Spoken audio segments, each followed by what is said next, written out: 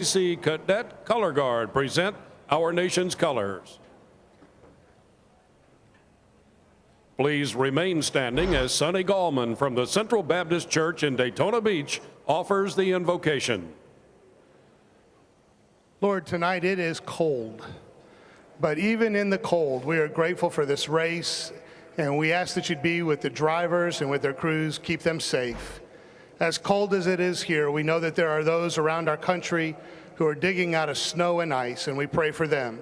We pray for the troops around the country, around the world, who are fighting for peace. We ask that your peace would reign on earth as it is in heaven. It's in your name we pray. Amen. Now, here to perform our national anthem, please welcome Daytona Beach, Florida native Melissa Tenbrook.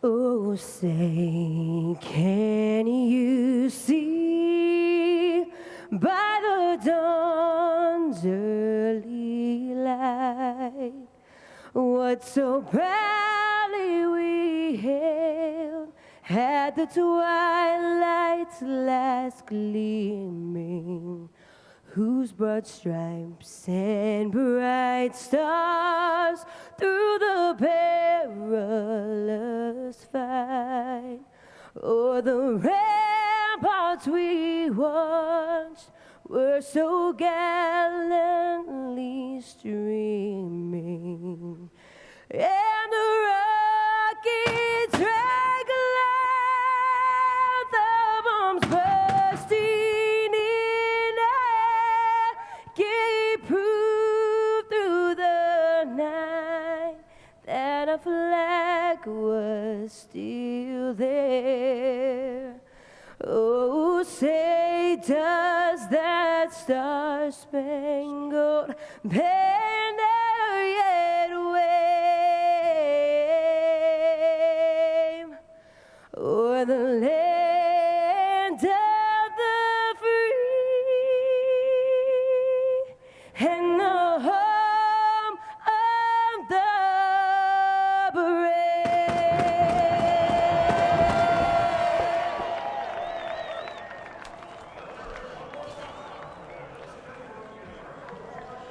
9 times the driver that won a race in the Duel went on to win the Daytona 500. 2 races tonight straight ahead right here. But first, let's check in with Jay and Dan, and they'll have a Fox Sports Live news update from Los Angeles.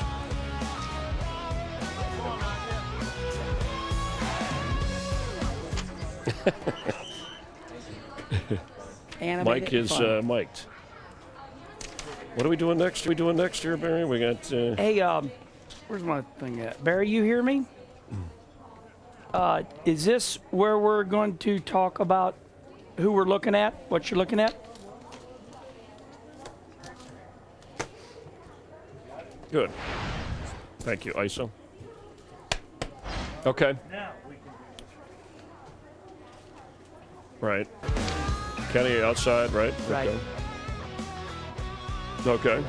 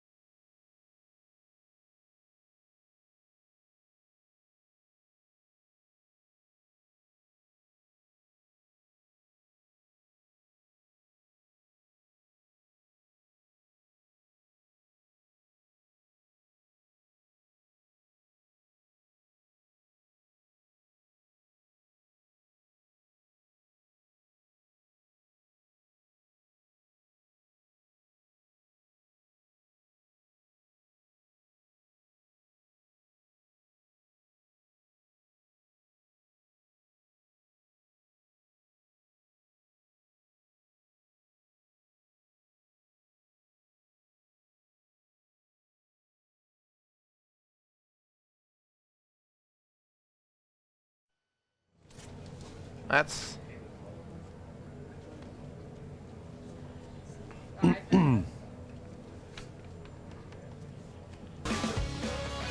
Fox Sports Live here at Daytona. The drivers with their last-second preparations here as they get ready for the Budweiser Duel.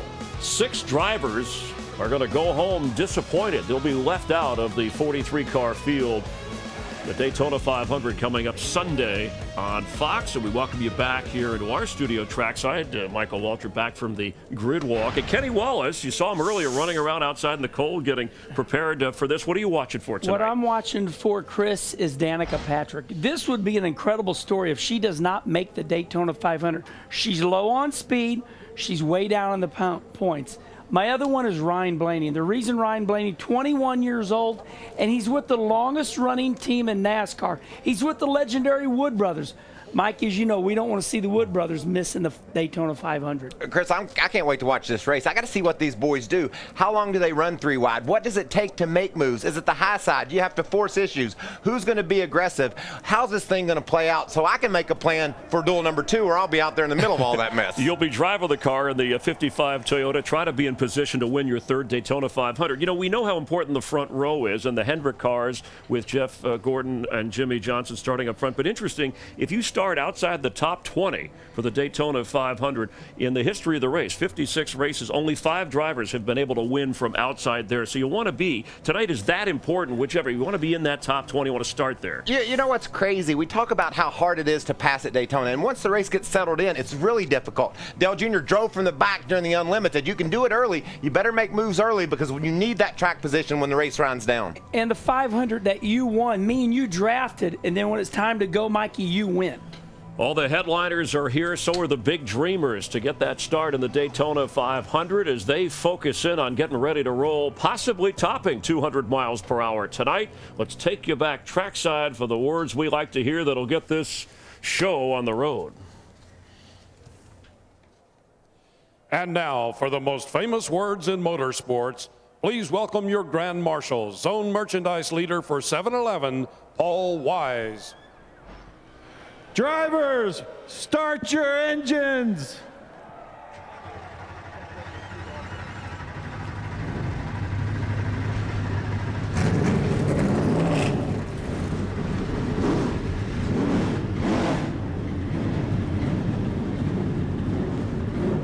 Engines fired, drivers ready to roll, and this our 15th year together.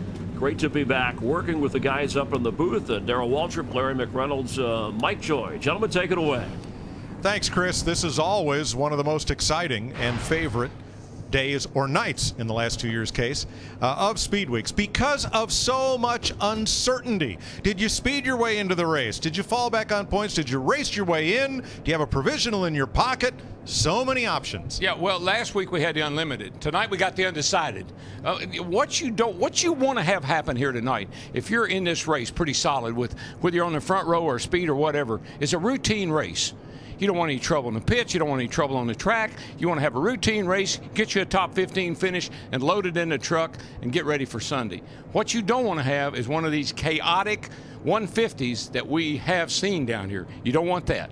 Well, the race for 15th spot, the bubble spot, will be anything but pristine. Most drivers come in here with 3 bullets in their gun. Time their way in, race their way in, car owner points. Dale Earnhardt Jr. has no speed. 2 bullets. Yeah, and the one element that exists, this is a very short race, 60 laps, 150 miles. Yeah, there's a lot of different scenarios, but you know what? When you've got a race car as fast as Dale Earnhardt, don't overthink this thing. Go up there and lead this race and win it, and then you don't have to worry about any of those scenarios. You'll know you're going to be in the Daytona 500 on Sunday. Yeah, well, the first thing he's got to do is come from the rear. You know, he's starting in the back, so you got to get to the front. But watch out for long shots. There's some guys that have posted fast speeds this week that are long shots. I think the fireworks for tonight are just beginning.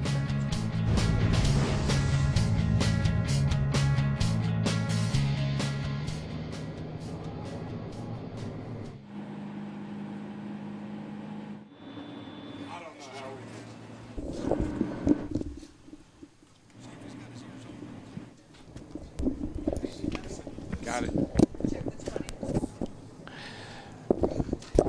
And Matt Kenseth is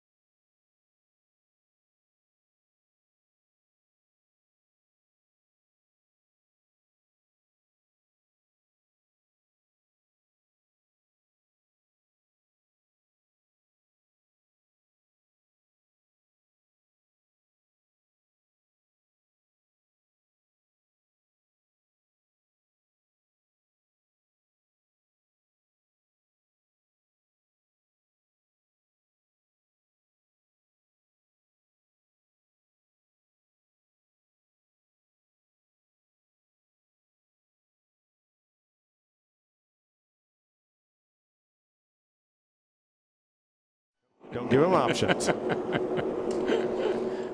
Don't ever give them options you don't want them to take.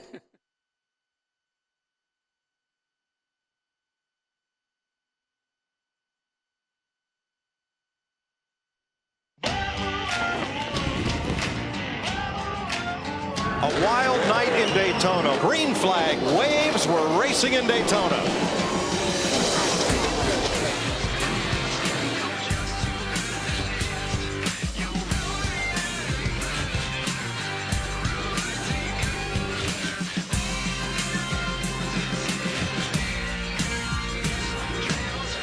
NASCAR's biggest stars are about to duel. It's the Budweiser Duel at Daytona. We will set the starting lineup for the 57th Daytona 500 tonight, live on Fox Sports 1. And here is the starting lineup. The Budweiser starting grid for Duel 1. Jeff Gordon, the 500 pole sitter, a Chevy with Matt Kenseth's Toyota on the front row. Kenseth has 2 Duel wins. Casey Kane, who won the Duel in 2010, and Ty Dillon, a Daytona 500 rookie. Row 3, the 2010 500 winner Jamie McMurray and Johnny Sauter trying to make the big race for the first time since '07. Happy birthday Trevor Bayne, the 2011 winner, and Eric Almirola, who had a fast speed in qualifying. Brad Keselowski, 3 times a winner at Talladega but never here, and his teammate Joey Logano, who's locked into the 500 by last year's car owner points. J.J. Yaley in a backup car will start in the rear trying to make his 6th 500, and Paul Menard, a career best 4th in his Duel last year. A.J. Allmendinger's finished top 10 in his last 5 duels with Kevin Harvick, the 2007 500 winner. Tony Stewart, 3 times a Duel victor, and Casey Mears top 10 in last year's 500. Michael Annett trying to make the big race for the 2nd time. Kyle Larson, last year's Sunoco Rookie of the Year. Michael McDowell finished a career best 7th here in July, and Clint Boyer crashed, well, Saturday night and in qualifying. Justin Marks trying to make his first 500, and Cole Witt 11th in his Duel last year. Landon Castle 9th in his Duel race in 2014, and Ron Hornaday returns to try to make the 500 for the first time in 13 years. Dale Earnhardt Jr. had a quick qualifying time, but his car was judged to be too low in post-qualifying inspection, and he will start from the rear. What do you say we talk to the guy that won this race last year, won the Sprint Unlimited Saturday night, and starting on the front row tonight? Matt Kenseth. 3 of the last 4 years, the Unlimited winner has won his Duel. Matt Kenseth, Darrell Waltrip here. You got a copy? I got you, Darrell. Matt, you flat put it on them Saturday night. You drove off and left them in the dust in that Unlimited race. Is this car tonight, is it that good? Well, we hope it's a little bit better. I mean, we had a lot of good fortune Saturday night. My crew did a great job.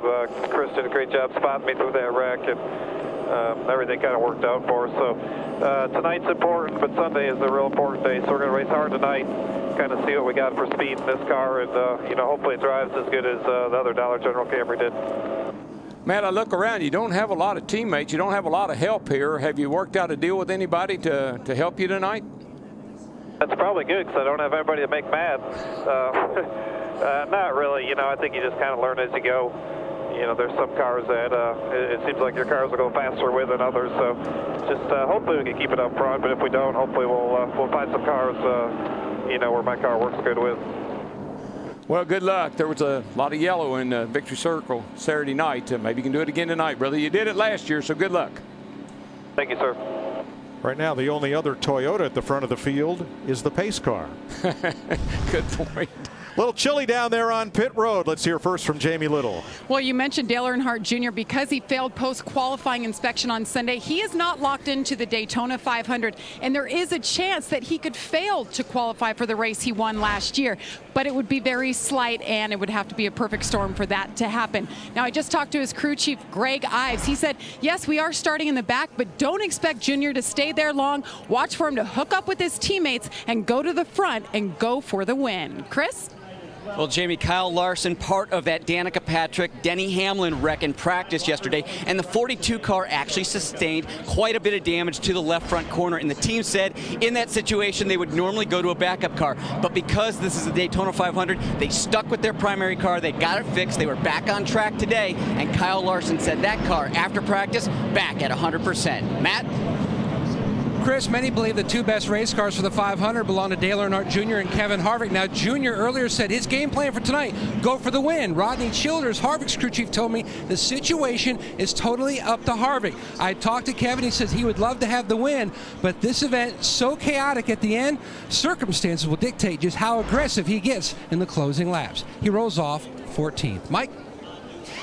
Thanks, Matt. It's a cool night in Daytona Beach. I'll tell you, I've been snowmobiling hours north of Montreal at 50 below, but nothing feels like Daytona Beach in this cool, cold air when it's close to freezing. It's going down to 28 tonight.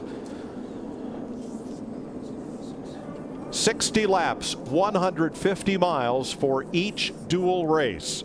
55 miles per hour down pit road, and of course they can't go the distance on one tank of fuel. We know we'll have at least one pit stop tonight, probably for Sunoco race fuel. And you know what I like? Greg Ives, Dale Jr.'s crew chief, he proved to me last Saturday night that he's not afraid to do something a little bit different. To roll the dice, take a chance. They didn't take any tires on their pit stop in the Unlimited. They were going to try to make that whole race on one set of tires look like. That guy doesn't mind gambling at all. I like that.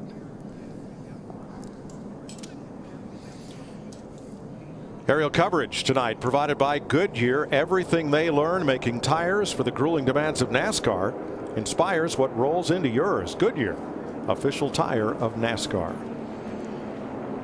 25 cars in Duel 1. 24, the other half of the field, in Duel 2.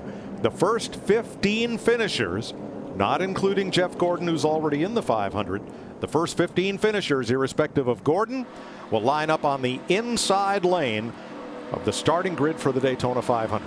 Mike, Darrell, you saw the three drivers that had to go to the rear of the field for backup cars between practice, knockout qualifying, and sprint unlimited. 28 race cars damaged this week so far. Goodness. Someone asked on Twitter what we expect for tonight. I expect a bit of single file running up at the front, and get the heck out of my way for 14th, 15th, 16th place. It's going to be some battles. You can guarantee you that.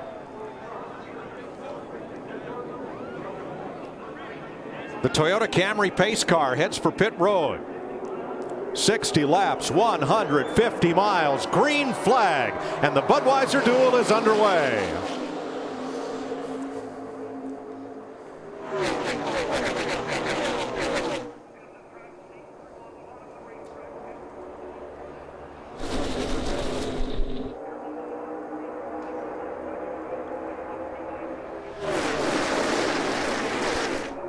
Pole sitter Jeff Gordon elected the outside of the front row. Neither he nor Kenseth can find advantage in the back straightaway. No, but help is on the way, and it gets there in a hurry when you're out front like those two were. And you can see Dale Earnhardt Jr. down on the inside by the yellow line. He's already passed about 6 race cars, maybe 7.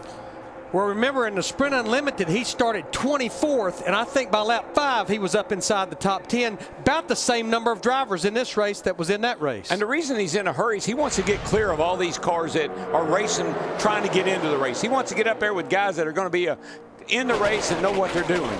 Matt Kenseth leads the first lap by 1/100th of a second. And Darrell, we've been here for a week, and normally we have a feel for which line seems to move the best, the bottom or the top. I don't know that we've really determined that yet. No, I think with these cool temperatures, Larry, I think the bottom's the way to go. There's a lot of grip. The car sticks to the racetrack, shortest way around the track. I'd take the bottom right now, particularly on good tires. Outside row, second car, the 33 of Ty Dillon, trying to make his first Daytona 500. Got shuffled back just a little bit there. What's he thinking right now as a rookie? He just wants to hang on to one of these fast cars, and you know, we know they have good. We know he has a good race car. I think he just wants to put some laps in here and make the race. Don't do anything that draws any unnecessary attention.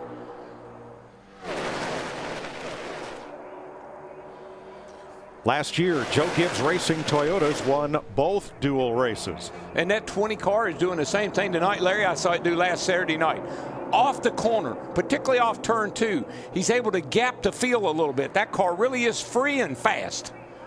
Oh, look at Jamie McMurray in the 1, Eric Almirola the 43, and the 22 of Joey Logano trying to make something happen in the middle. But Darryl, you're right. What I've been watching Matt Kenseth in that 20 car do, he's been working the bottom and the top, somewhat driving out the back window to see which line is moving on him. He and his spotter are doing the best job of anybody I've seen so far of working the line of traffic that's moving. When he sees somebody coming with a push, he jumps in that line. Earnhardt started last, now 12th, halfway through the field. On the inside, the 2 blue cars together. Earnhardt on the inside, that's Almirola in the middle for Richard Petty. But again, Mike, I don't know if you noticed or not, but off turn 2, that's where that 20 car is so stout. He really gaps everybody right there. Got a really nice move off that corner.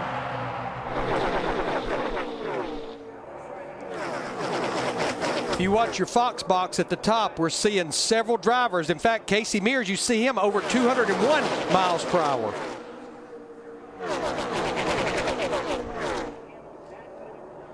But Darryl, you're right. Chris Osborne, who is Matt Kenseth's spotter, he does a really nice job for Matt, especially on these restrictor plate tracks. He really does. And I'll tell you another thing I'm really happy. Trevor Bain in that 6 car. He and Bob Osborne. Bob's Carl Edwards, his old crew chief. Bob back on the pit box. I think that's a good marriage. I think we're going to see some good things out of Trevor Bain on his birthday. Jeff Gordon backing up there in the middle now. He catches the car just in front of him. That's Brad Keselowski in a Ford. McMurray to the outside in the 1. That's a Chevrolet. Tony Stewart inside in the 14. And here comes Junior. Well, we're coming to complete lap 5, and he's just outside the top 10. But look at that, 3 by 3 by 3 by 3 through the whole field. And look who's caught in the middle and going backward is that 24 car. He can't be happy with that.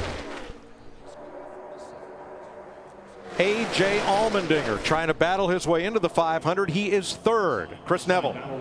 Mike, I spoke to AJ right before the race tonight, and he said this week has been all about protecting the car. They've done very few laps in practice. Only one time did they work on drafting. Other than that, they did 3 single car runs, making progress each time. He said, all we've wanted to do is play it conservative and really protect that car all week. Whoa, that was close right there. Casey Kane almost swerved against Allmendinger. Yeah, he got just a little side draft. Allmendinger got a little side draft off of Casey Kane in the 5, pulled the back of his car around a little bit. We saw that happen to Danica Patrick in practice.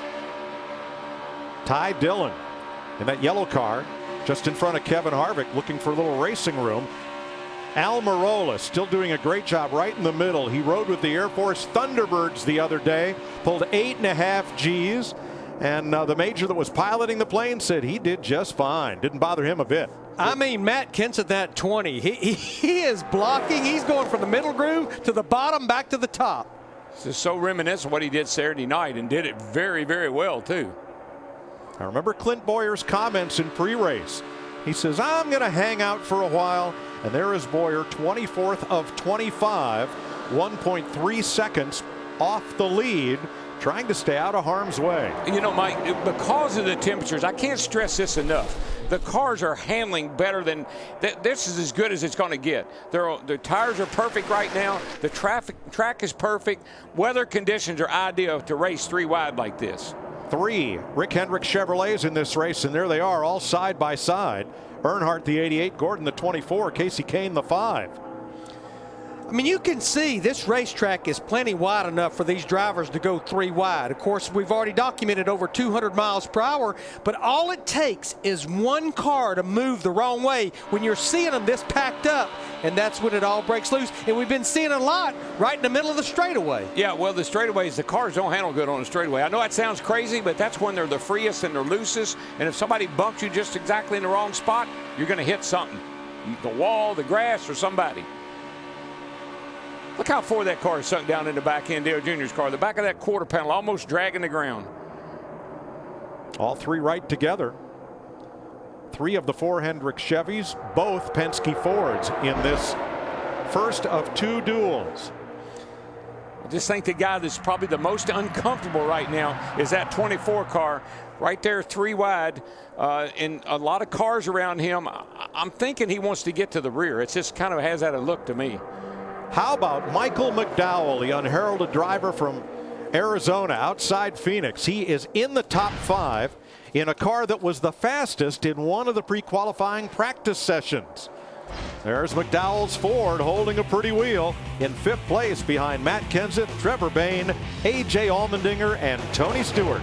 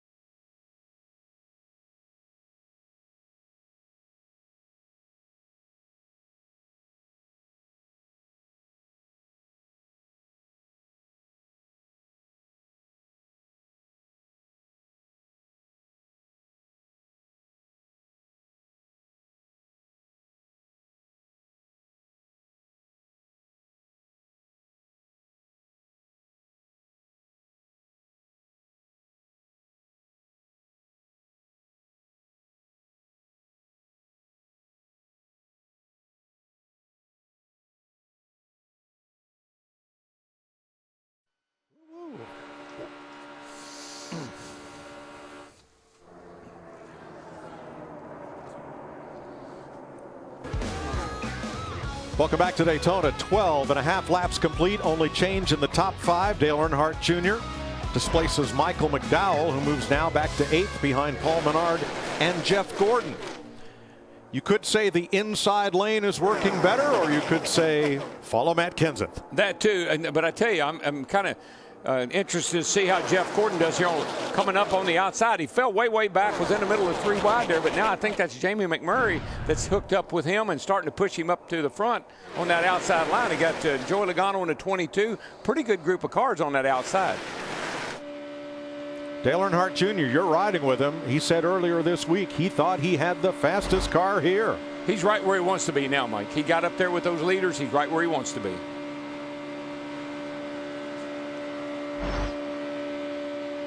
Every time we've interviewed him, he has been ecstatic about the way this car is running and the way it's been driving for him.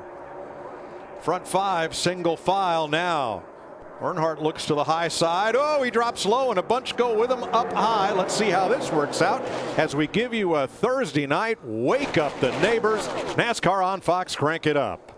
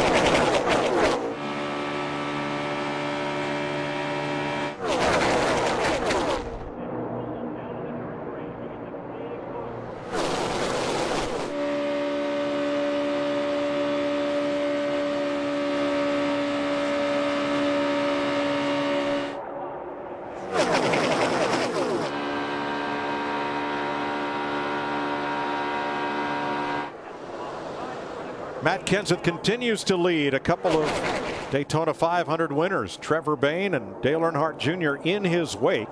You notice Tony Stewart go to the high side and fall. Oh, smoker, turn one. That is Casey Mears right in front of Stewart. One more here. Stay up. Clear to the bottom. Get to the apron. Clear all the way down the bottom. That's got an engine failure. Yeah, there's no question that looks to be an engine failure on Casey Mears' 13 car. And what's timely about this caution, guys, the pit window is open. If you pit here for Sunoco fuel, and I think you'll see a lot of two-tire stops, you can go to the end. Describe it to us. Started 5 racing like crazy, and then can't tell if it's the oil got hot or if the oil pressure came on, but one of those big red lights came on down below, and it's started vibrating for Casey Mears. Now his Germain Racing team was 29th in time trials Sunday and is 22nd in owner points. They'll have to wait and see if they make it into the 500. That happened right in front of Tony Stewart, who had drifted to the back of the pack. Here's Clint Boyer's view. keep it on the bottom here. Come on, Brian. Come on. All clear. Yellow's out, man. Boyer had to be saying, oh, no, not again. He didn't know where that 13 car was going to go until he cleared it.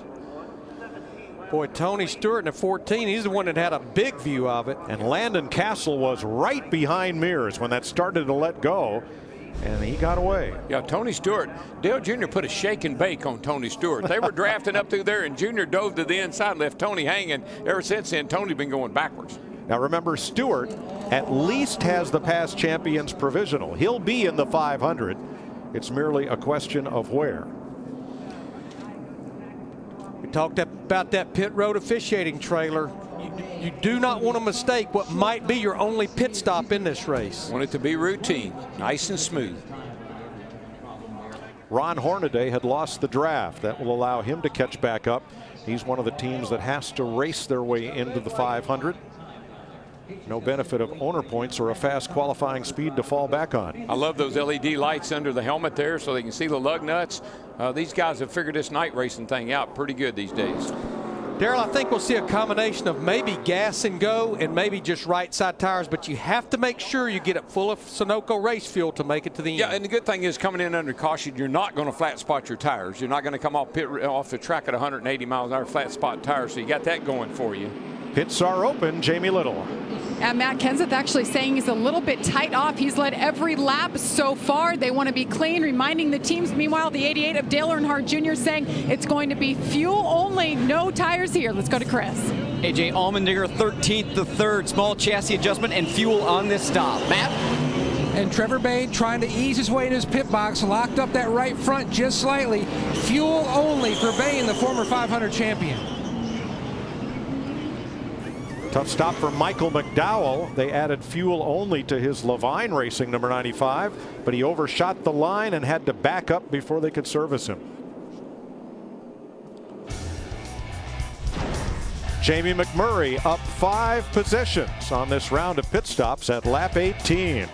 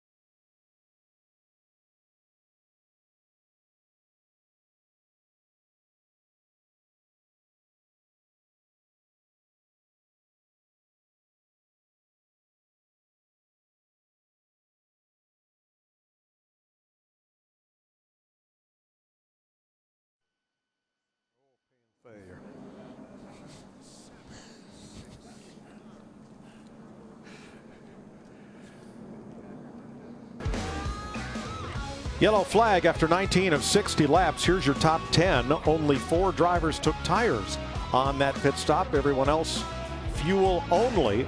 In the all-important transfer spot, Kyle Larson, 16th. Budweiser Speedweek's just getting into high gear. It all continues tomorrow night with the first points race of the season in the Camping World Truck Series on Fox Sports 1. Saturday, Xfinity Racing comes to its new home, Fox Sports 1, and Sunday, the 57th Daytona 500 on Fox. And streaming live on Fox Sports Go, now available for DirecTV customers. A lot of cleanup to do from Casey Mears' blown engine. We're under caution. We'll be right back.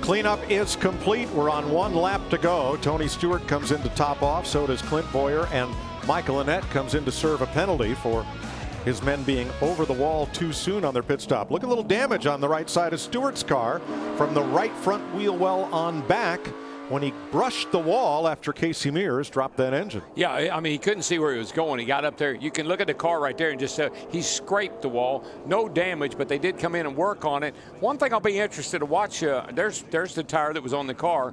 One thing I'm interested to watch, Larry, is with the 14 car and anybody that changed tires, should this thing go green to the end, I'd like to see if those 4 tires he put on might be an advantage at the end of this thing. Yeah, it's not like it's going to make you faster. It'll just let the car drive better where you can maneuver it. He might be able to cut high and low like Kenseth is able to right now. Clint Boyer, J.J. Yaley, and Tony Stewart all have 4 tires. Ty Dillon got right side tires on that stop. Jamie? Clint Boyer was saying his car was just a tad loose, so they tightened him up, and they also brought him down a second time to top him up. They're saying they're about 6 to 8 laps to the good, but he needs to do some racing to get up there in that top 15 to guarantee himself a spot in the 500. Well, yeah, that stop that was made at lap 18, that's based on this race going 60 laps with no green-white checkered. So they've got a little bit in the bank now. Could be an advantage. You just don't know right now. Jeff Gordon elects the outside lane as he did at the start of the race.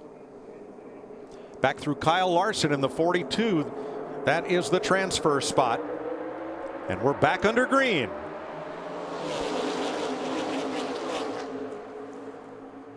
I just say keep an eye on that 20 car and see if he can drive back into the lead like we've seen him do so far with that car. It's been mighty powerful, but that's a couple of good hot rods in front of him right there. The one of McMurray and the 24 of Jeff Gordon. Trevor Bayne was hanging right with Matt Kenseth earlier in the run. Let's see how this shakes out here. Little Speedy Dry dusted up there in the back straightaway. That's a bit of an annoyance, and I'll tell you why. A lot of that sticks to your windshield, and it just hazes it up a little bit. And we're triple wide from the middle on back already.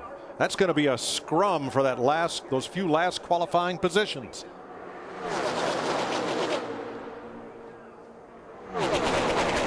I'm glad to see Jeff Gordon up here leading the race. I'd like to see if he can stay there or not. Other night in the Unlimited, I thought he had a car that could win that thing, but he got caught in the middle and he kind of went to the back, slid through the back. I want to see if he can hold this lead or not. Well, he also had a late race penalty for too many men over the wall that put him back there as well. Let's go to the leaders pit and Matt. And Mike, it could be a different car for Jeff Gordon. The water and oil temperatures were much lower than expected, so they added tape on their stop, and we all recall how that benefited his teammate Dale Jr. in last year's 500. Much faster. That's horsepower right there. You tape that nose up, that's just like adding horsepower. Kevin Harvick drifting back on the outside and now going back toward the front alongside Kyle Larson. Watch the number 4. Looking from Harvick. That's Cole Witt behind in the 35, and Matt Kenseth coming back to the lead. There he is. Kenseth, Menard, and Earnhardt on the outside. Gordon, McMurray, and Bayne on the inside. I figured out which line moves. Whichever line Matt Kenseth is pulling around there. That's it, brother. I tell you, that is one powerful race car. I'm just telling you. And he indicated to me on that parade lap there, he thought this car might be a little bit better than the Unlimited car. The front 7 are single or double file, and it's a scramble from 8th place on back.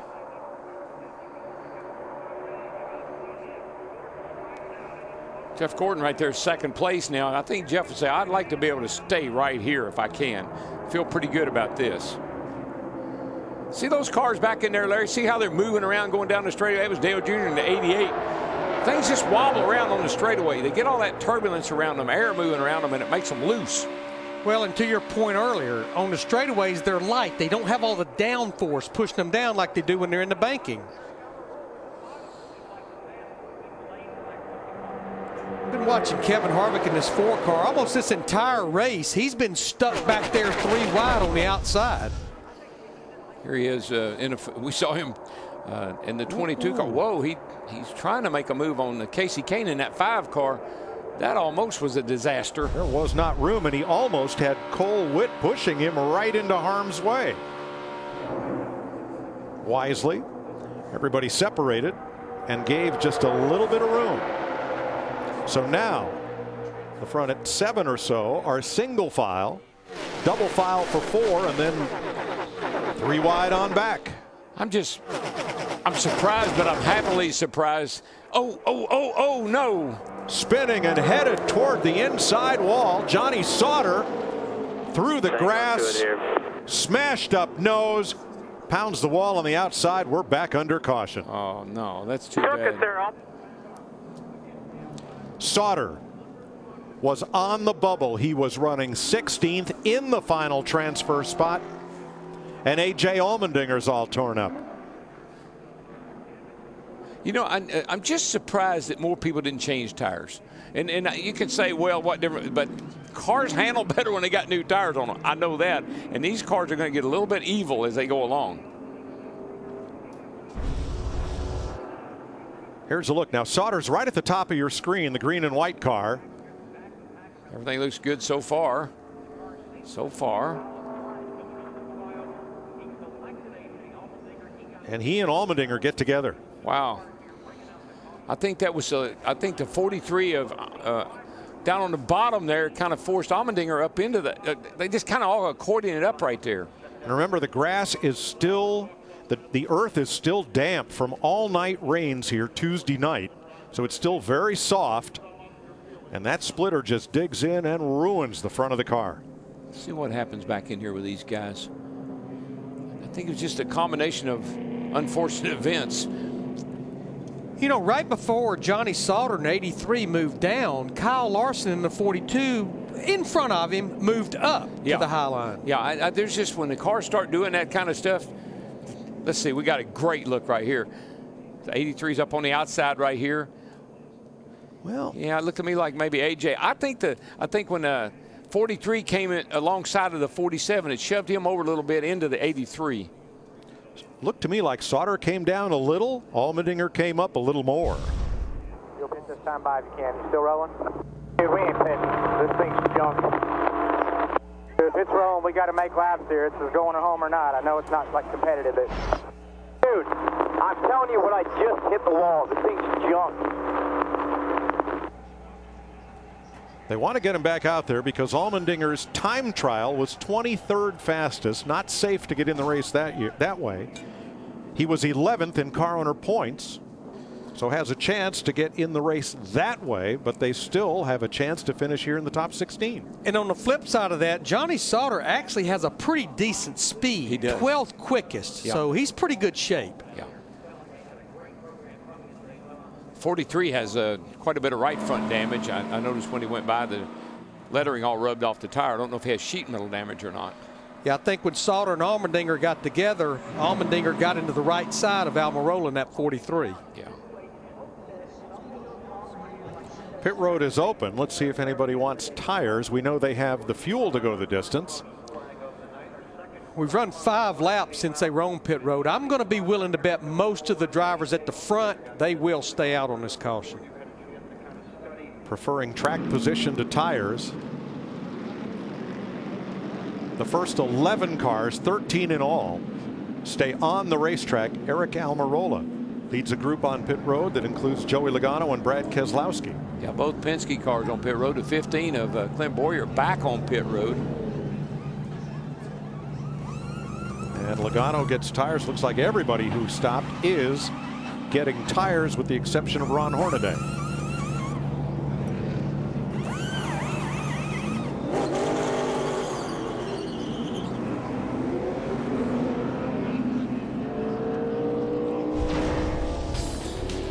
AJ Allmendinger smashed up in a collision with Johnny Sauter. We're under caution in Daytona.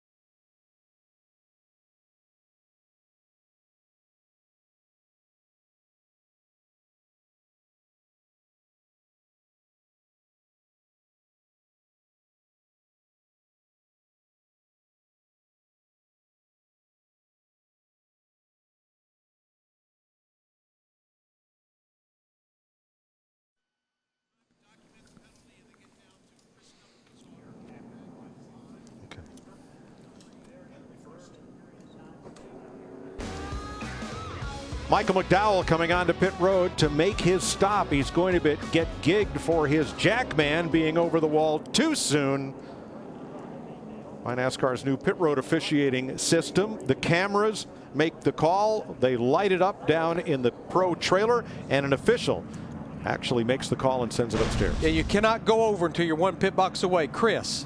Well, Johnny Sauter back down in the garage, and Johnny, you were 11th quickest in qualifying on Sunday, 12th quickest, I'm sorry.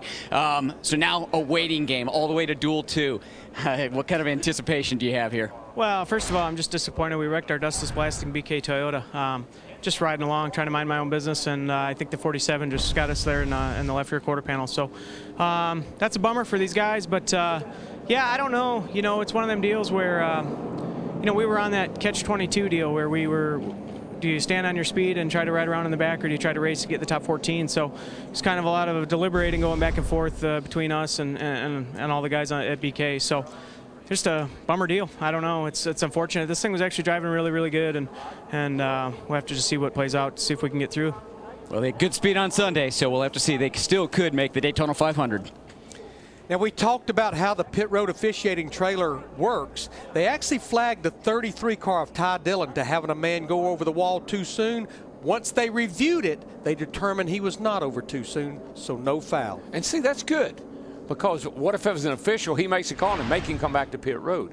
And so this way you gotta, it's almost like going under the hood before you make that final call. 25 cars started. 3 are now out of the race as they drag A.J. Allmendinger's fatally wounded car back to the garage area. Jamie? And AJ walking back to his hauler defeated. I just asked if he's leaving his helmet on for a reason. You said no, the car is junk. What's your thoughts right now, AJ? Just disappointed. Kroger USO Chevy was fast. It was fun running up front. Just got stuck in the middle there, and I don't know if I moved up just a little bit and got the 83 or what happened, but if I did, it's my apologies. It was just tough trying to get out of the middle. Car was fast. That sucks. I hate this racing. I really do. So hopefully we get in the 500. If we do, we'll have a backup car. Guys will work hard, but I was trying to do the right things. I was trying to stay out of the trouble, and I got put in the middle, and then I was trying to bail out of the middle. I didn't want to be there. It's too early for that, and just like I said, I need to see a replay. If I got the 83, that's my bad. It's just it's the way this racing is. And we're going green. Mike? Thanks, Jamie. Matt Kenseth from the outside of the front row on the brake with a little push from Jamie McMurray. Reasserts himself as the leader. Yeah, I think when Allmendinger looks at that replay, he will. I think he knows that he probably made a slight mistake, and I think when he sees a replay, he'll realize that he just came over into the 83 of Sauter, and that's unfortunate. Jeff Gordon restarted on the inside of the front row, holding third and getting a little help here from Trevor Bayne. And now Dale Earnhardt Jr. whistles up the inside past Jamie McMurray alongside Gordon, looking for second.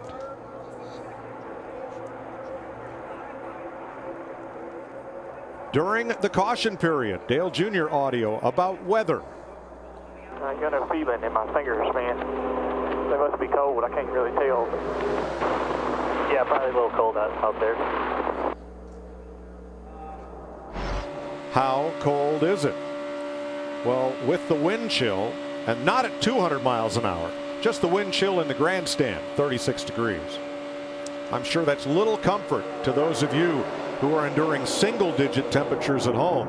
But down here in humid Florida, that's cold.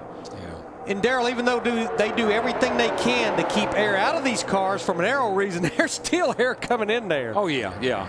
I mean, they can turn off their helmet blower. There's a lot of things you can do to, to adjust to whatever the temperature outside is, but it is what it is. There's still air coming in there around that A post. It'll get right on the driver. And this looks familiar. 13 cars, single or double file, and from 14th on back, 3 wide. Everybody get what you can get. Clint Boyer has worked himself up to 15th position. Yeah, he came in, got 4 tires. He's been back in a couple of times and made some adjustments. Another car I'd like to see if he can do anything here late in this run with the 4 tires he put on. You're looking sparks from beneath Joey Logano there, Larry. Yeah, and you're looking at Michael McDowell in that 95 car. He also came to pit road because of the penalty, and he has 4 fresh tires.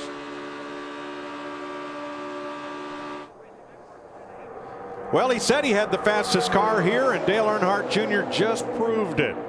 He started last, crossed the line, completing lap 35 in first. Yeah, we thought in the Unlimited Saturday night that Dale Jr. had the only car that maybe could keep up with Matt Kenseth, but he never could get up there. He was kind of hung up in traffic. Tonight, started dead last and fighting for the lead. But right now, that Joe Gibbs Toyota, Matt Kenseth, he's surrounded by the 3 Chevrolet drivers from Hendrick Motorsports. Yeah, that was something I was worried. I asked Matt, and he didn't seem to really worry about it. He doesn't have any help at all. One of the few Toyotas. There are only 5 in this 25-car field, and he had the best one of the bunch.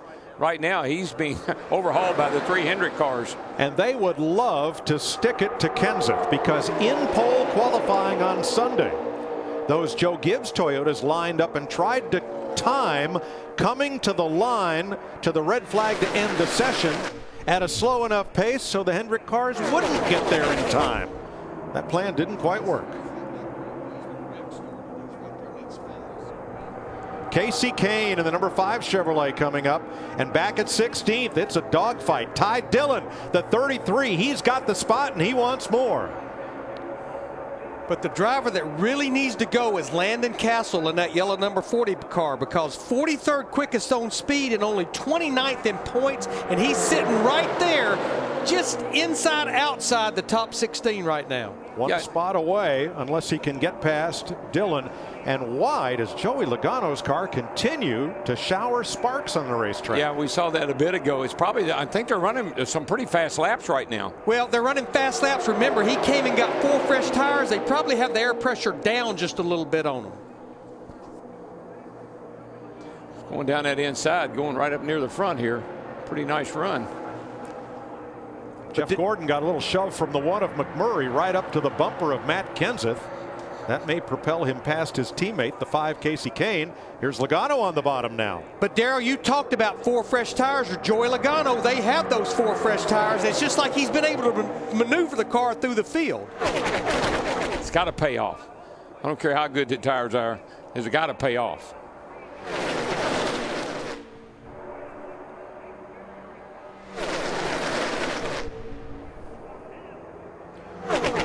Place, Cole Witt in that number 35 from Front Row Motorsports. He's got to race his way in most likely, and he's in a great spot. 35 on the outside. Just remember, Front Row Motorsports from 1st and 2nd at Talladega with David Reagan and David Gilliland. So they've got a good super speedway program.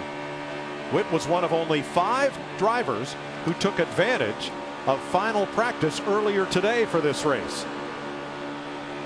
It's a good little shoe. I'd like to see him do well. 20 to go. But what they elected to do on that last caution, they stayed out and made up some track position, and that got him up there where he needs to be.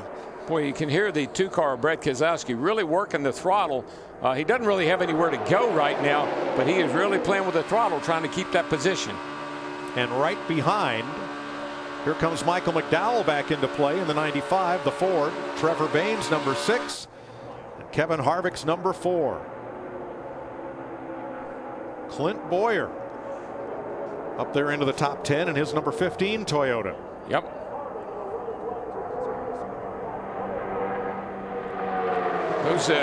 Wonder if Joey would like to slide up there and give Kevin a little more help tonight. Darrell, we saw that movie Saturday night. It didn't have a happy ending. Oh, is that old Billy Swan song, you know? If you got a problem, I don't care what it is. You need a little hand, I'm here to help you, brother.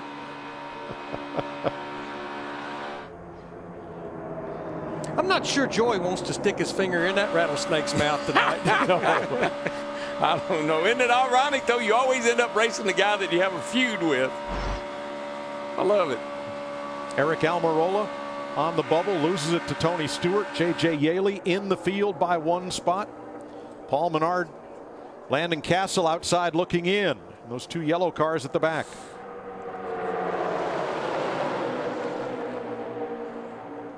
Nobody going anywhere. But a lot of jostling back there. to try to make it to the bubble or beyond. Watching from Trevor Bayne in the number 6. Here comes the 46. Right up to him. Is it just me because I've driven, or do you guys feel it? Do you feel the intensity starting to pick up just a little wee bit? I mean, all of a sudden. It's not a wee bit. The urgency. I mean, we're coming down here with 17 laps to go, and you're starting to get messages from your crew where you are, where you need to be. Right there. Something big is going to happen because some of those drivers are going home tonight. Yep, I agree. Well, you see Michael Annett in that 46 car with Justin Marks in the 29. We've talked about Landon Castle in the 40, Ron Hornaday in the 30. That's drivers that they need to race their way into this race. Well, you can talk about those guys that got to get in back there, and that's where the drama is. But I tell you, I think Dale Jr. and Jeff Gordon up here in the 2nd and 3rd place, I think they sized old Matt Kenseth up.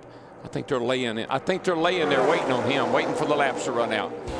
Got a little something to the for him. stripe. It'll be 17 laps to go. Dale Earnhardt Jr. going after Matt Kenseth.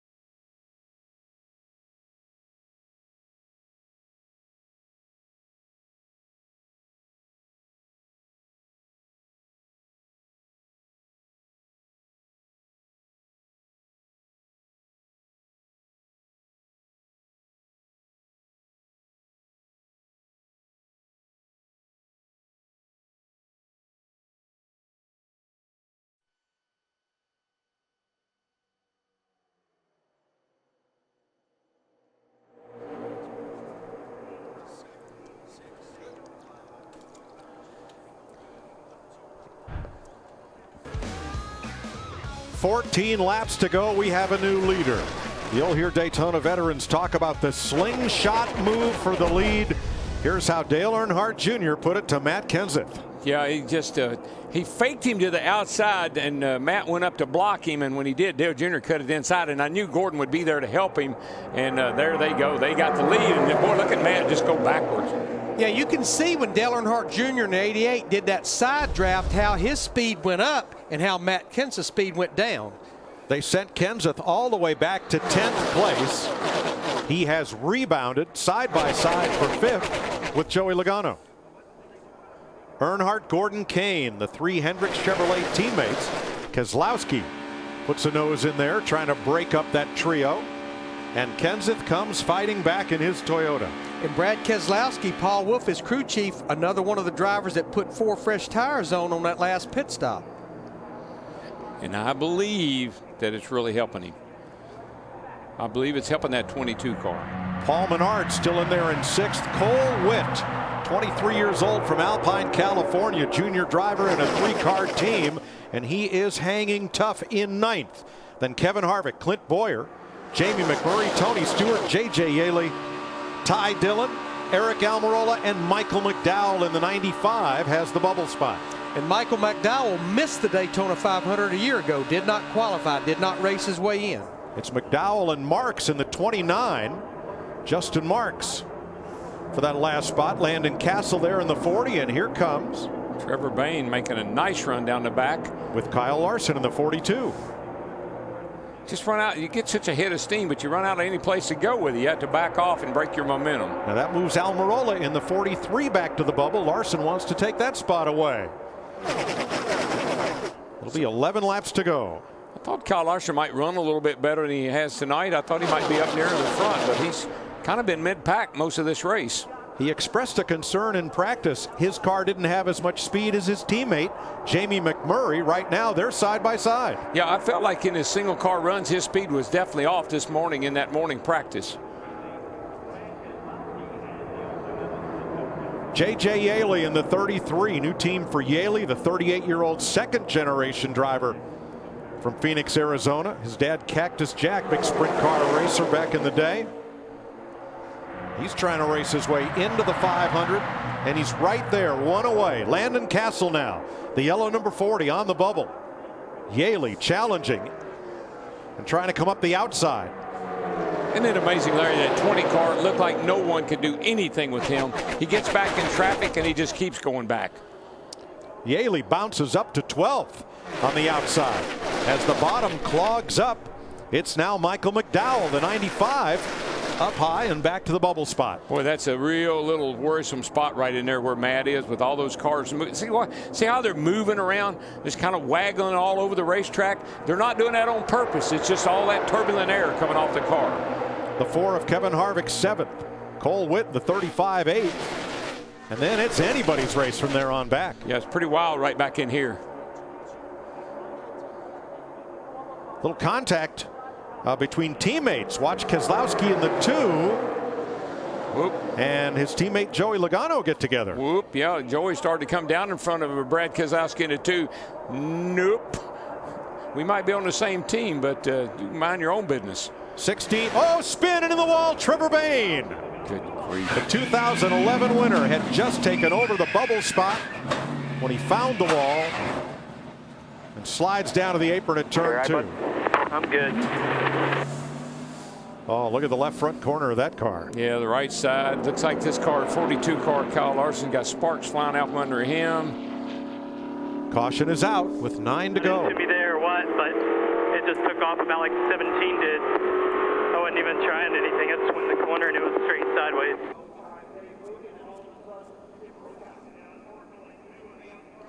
So if we can get an idea of what happened here with the 6 car of Trevor Bayne. See him right here.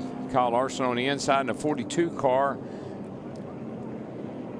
Clean, but the car just stepped out. I mean, when he went into the corner and he turned into the corner, that thing just stepped out with him. It got loose and away it went. And what he meant, his teammate, Ricky Stenhouse Jr., he said the 17 car, that's exactly what Stenhouse Jr.'s car did in the Sprint Unlimited the other night. Just watch this thing. I mean, he's going down here. When he turns in the corner, it just gets loose on him. I mean, I'd say that's aero as much as anything, just not enough rear downforce there getting in the corner. Kyle Larson was lucky not to get collected in that. And Darrell, that's the same 4 tires that Trevor Bayne started the race on. They have not changed the tires on that 6 car. And this is about when, I mean, your tires have got to be pretty well used up at this point. All right, Bayne has made it back to pit road for repairs. 3 cars out of the race, and Ron Hornaday gets the free pass.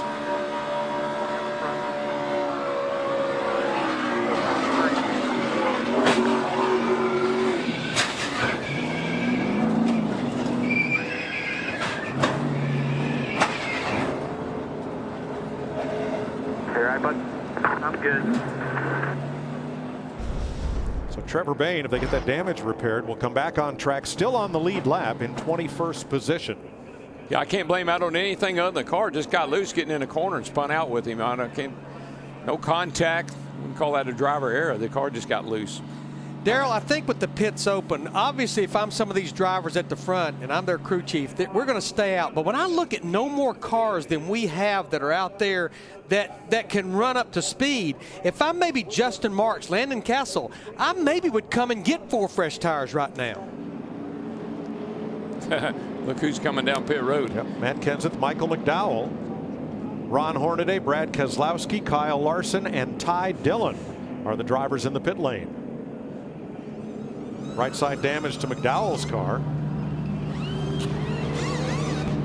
Certainly I can understand it's a qualifying race, and you know, if you're pretty secure in your position, that's one thing, but and maybe you gamble on see where the tires will go, how far they will go, but I just think that's stretching it to try to run this many laps. Chris? Well, we can see the 42 team trying to clean up that right front corner. That tire was down. That fender trying to get a good look at it. It's hard to see here, guys, but they're still doing some work over there, also changing left side tires.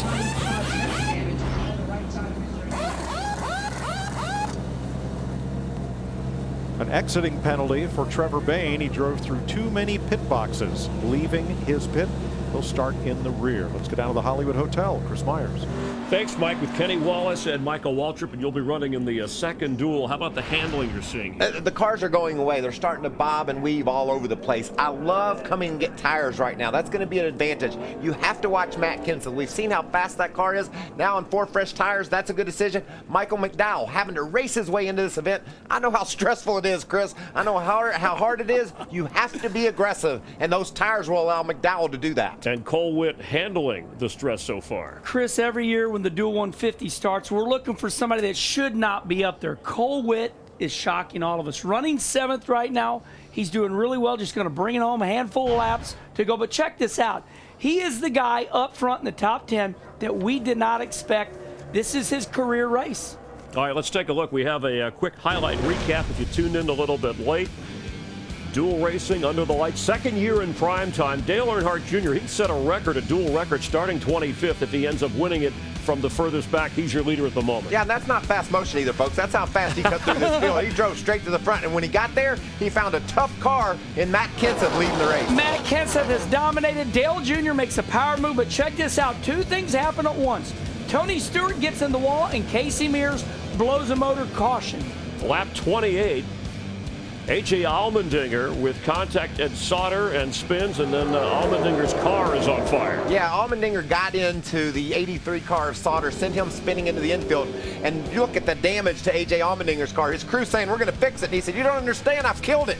I've torn my car all to pieces. And then pit road penalty for McDowell. I think this is his first example of the year. Pit road penalty, crew member over the wall, his foot goes down, and penalty on Michael McDowell. He'll come from the back now. Dale Earnhardt Jr. putting the move on Matt Kenseth. And again, if he holds on to win this duel, it would be the you won from 18th one time, Michael. That ties for the furthest comeback. And this moments car, ago, this is Trevor Bayne. He just gets loose going down in the corner. That's those tires I'm talking about. Anytime you're at Daytona and you turn in the corner, it just spins out, your tires are wearing out. This could be a sign of what the guys running up front are going to be faced with. And on his birthday, Trevor Bayne, okay, let's head back upstairs to Darrell, Larry, and Mike getting ready to go green. Thanks, Chris. Bayne makes yet another pit stop for crash damage repair. Ty Dillon has broken his shifter. Here's some audio from Jeff Gordon and crew. I like the idea of him getting down and us 3 lined up. The downside I see to that is I want people pushing me, you know, on that restart, and I can't check up on that. Oh, I totally agree. You're right.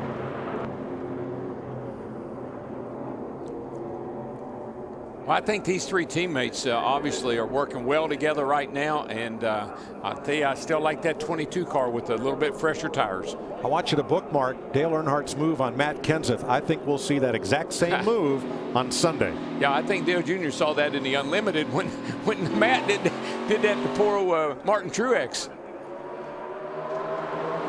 Back under green. 5 laps to go. That's a little shootout here.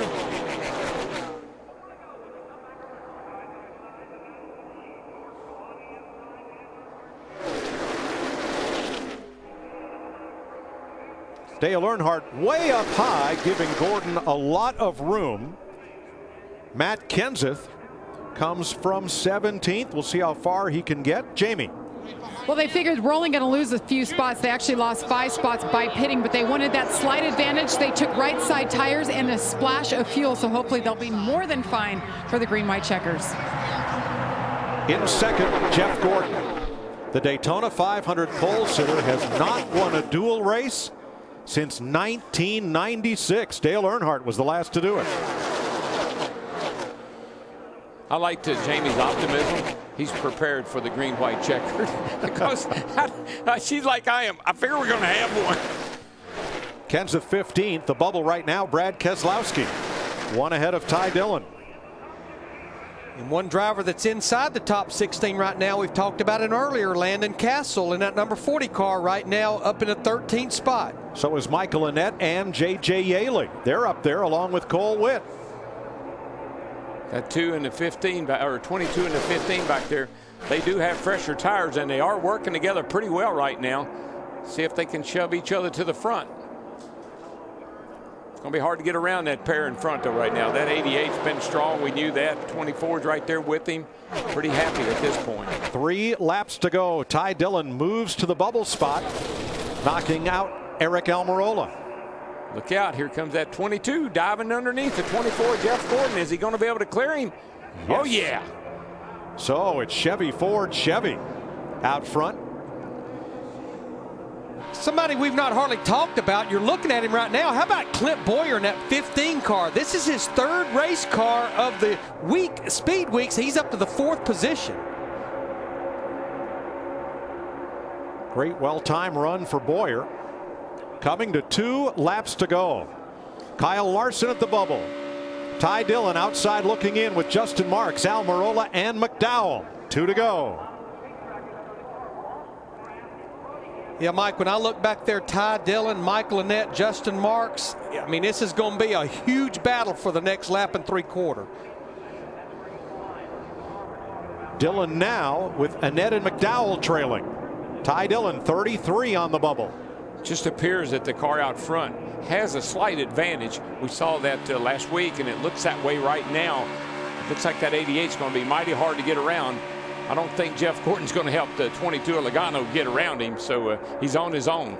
Justin Marks, the 29 on the inside, the black car. Now he is in the bubble spot. I saw Michael McDowell in that 95 car. He was trying to thread the needle. Right now, he is not in. He's back in the 17th spot.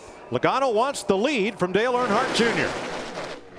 Now, I tell you, that guy behind him might help him, though. That 4 car of Kevin Harvick, he might decide he wants to help him push up to the front. McDowell on the bubble. Keselowski out. Dillon out. Marks out. It's all Larson on the line. in. It's on the line now, boys. Who's going to make it?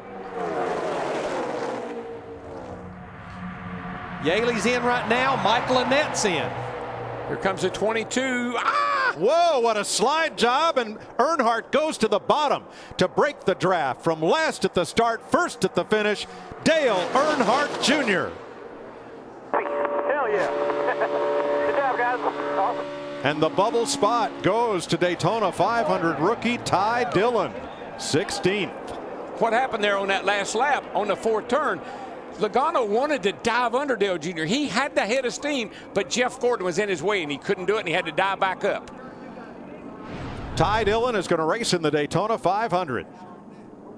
Along with Kyle Larson, Michael Annett, J.J. Yaley, Michael McDowell, Cole Witt. What a bunch of underdogs. They're in. To me, that's the feel-good story right there. Michael Annett, he was involved in a practice crash. They did not have a backup car. They used their teammate's backup car, Justin Allgaier. He got 5 laps in the day, and now he's raced his way into the Daytona 500. But Larry, from any of those guys, Yaley, Annett, all those guys, I mean, good grief. Witt, Castle.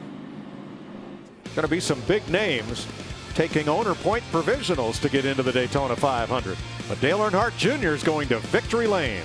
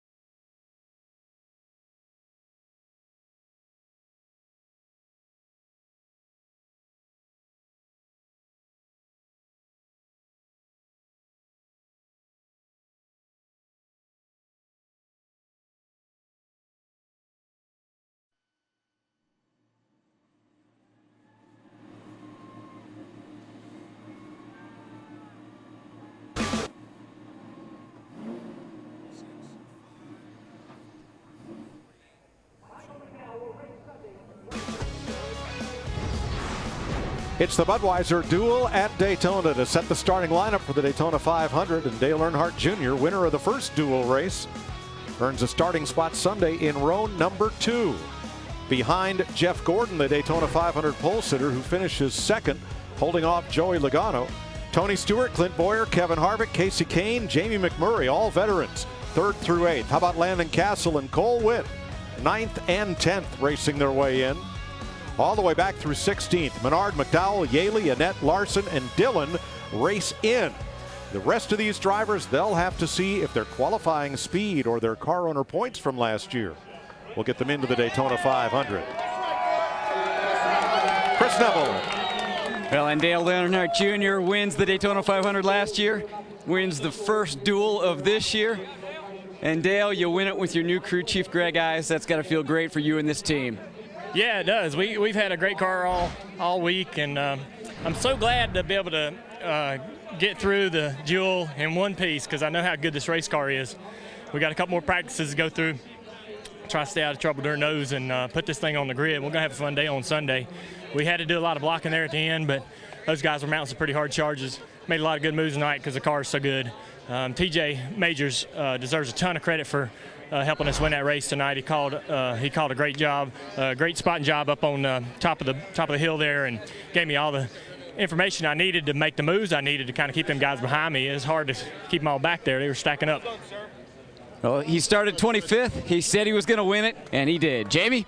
Well, before this race, Clint Boyer actually said he was nervous, had to race his way in. It's been a tough week for you, but you're in. What are the feelings and emotions now knowing you're in for the 500? Yeah, it's definitely a breath of fresh air. I mean, you know, if it wasn't for adversity, how you have any fun in life? But it feels good to finally get a good run. The good thing is, all kidding aside, our 5-hour Energy Toyota was pretty strong. You know, when it came time and I was needing to go, I got up there and I felt like I was amongst cars that you're going to have to beat to win the Daytona 500, and the third car in line was still stacking up pretty good against them. Need a little bit of adjustment, some tweaks here and there. Certainly those other cars, you know, that Daytona car that we were supposed to run the 500 was better, but I think we can tweak on this thing and get it ready to go. All right, the third car Speed Weeks, but he's in, and he says it's good. Matt? Hug from his grandfather, Richard Childress, Joe Falk. What does this mean for you after seeing your family in this event and winning this event so many times to be in it? It means so much. It's hard to explain. I've been coming here since I was a little kid, watching my grandfather's cars race and win races, and I feel like I've seen so much history go down here, and I can't thank Cheerios and Kroger and Joe Falk for the opportunity to allow myself to get my name in this race. I don't know if people know, I love this sport and love the passion and what it takes to be a part of this, and to put my name in its greatest race. And we have no points, so we're going to go for it. I learned a lot once I kind of got off the defensive side and just learning and got to the offensive side of driving these things in the pack. I got a lot more comfortable and kind of got in my own zone and was able to pass some more cars. So learned a lot, and I'm in the Daytona 500. You don't know how much this means to me. This is so awesome. This means a lot to me. I can't thank Cheerios and Kroger and Chevrolet enough for the opportunity. Chris? Big dreams to be in the Daytona 500 and in the Budweiser Duel, at least in the first one. 6 drivers, long shot drivers, he among them, Landon Castle leading the group, that have worked their way in. Worth pointing out that Justin Marks and Ron Hornaday will not be. Those are 2 names we know, 2 drivers that will not be in the 500. But those 6 long shots that have established a spot, Kenny and Michael, that's going to cut into some headliner who expects to be in the big race. This next race will be very interesting to see exactly who doesn't make the cut. Like you said, Chris, anytime you have names that you don't hear of very often solidly in the Daytona 500, some of your favorite drivers might have a struggle getting in. I love the emotion we just saw from Ty Dillon. I love this race too. I can't believe I'm getting ready to go out there and run 200 miles an hour and try to work my way into the Daytona 500. Yeah, and Chris, so many great stories. When you look at some of the champions like Tony Stewart, Tony's been roughed up lately. He finally got in that race car. He started out the 2015 season really well. He got some sweat, you know, his broken leg. He's got a rod in it still. He finishes 4th. That's awesome. And how about your driver, Clint Boyer Rex? 2 cars down here, finally comes up strong, finishing 5th. But to me, the most emotional story is I've got it wrote down. How about these underdogs? Landon Castle, 9th, and Cole Witt, 10th. stories almost in every position. And you're going to hop out already in your fire suit. Good luck in the 55 Toyota. We'll be watching. You were able to gain a lot by listening to our guys in the booth and observing here. We'll continue a wrap up on the first duel and a look ahead to the second duel. Dale Earnhardt Jr., the last time he won the Daytona 500 prior to last year, 2004, he also won the duel that year. But some dreams have already been answered so far tonight.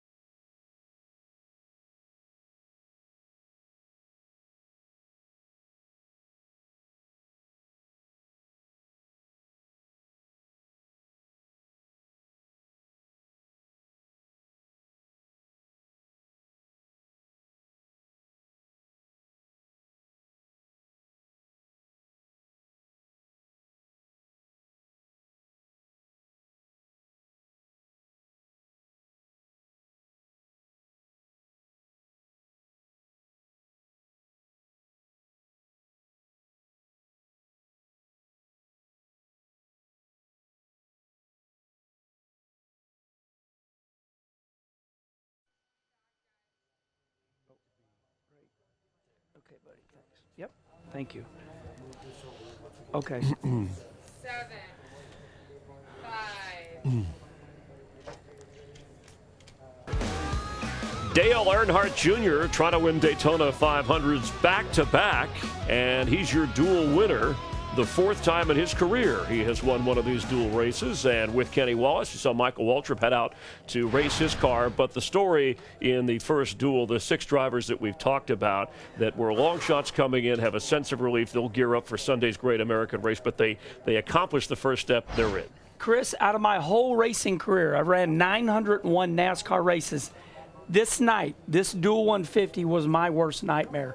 And I am so happy for drivers like Michael McDowell.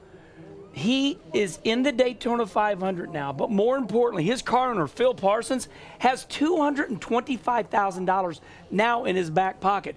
They can go on and run the Daytona 500, and this means that man right there, Michael McDowell, will be able to go on to Atlanta next week and race. His best career finish 7th at Daytona, and Chris Neville is standing by with Michael.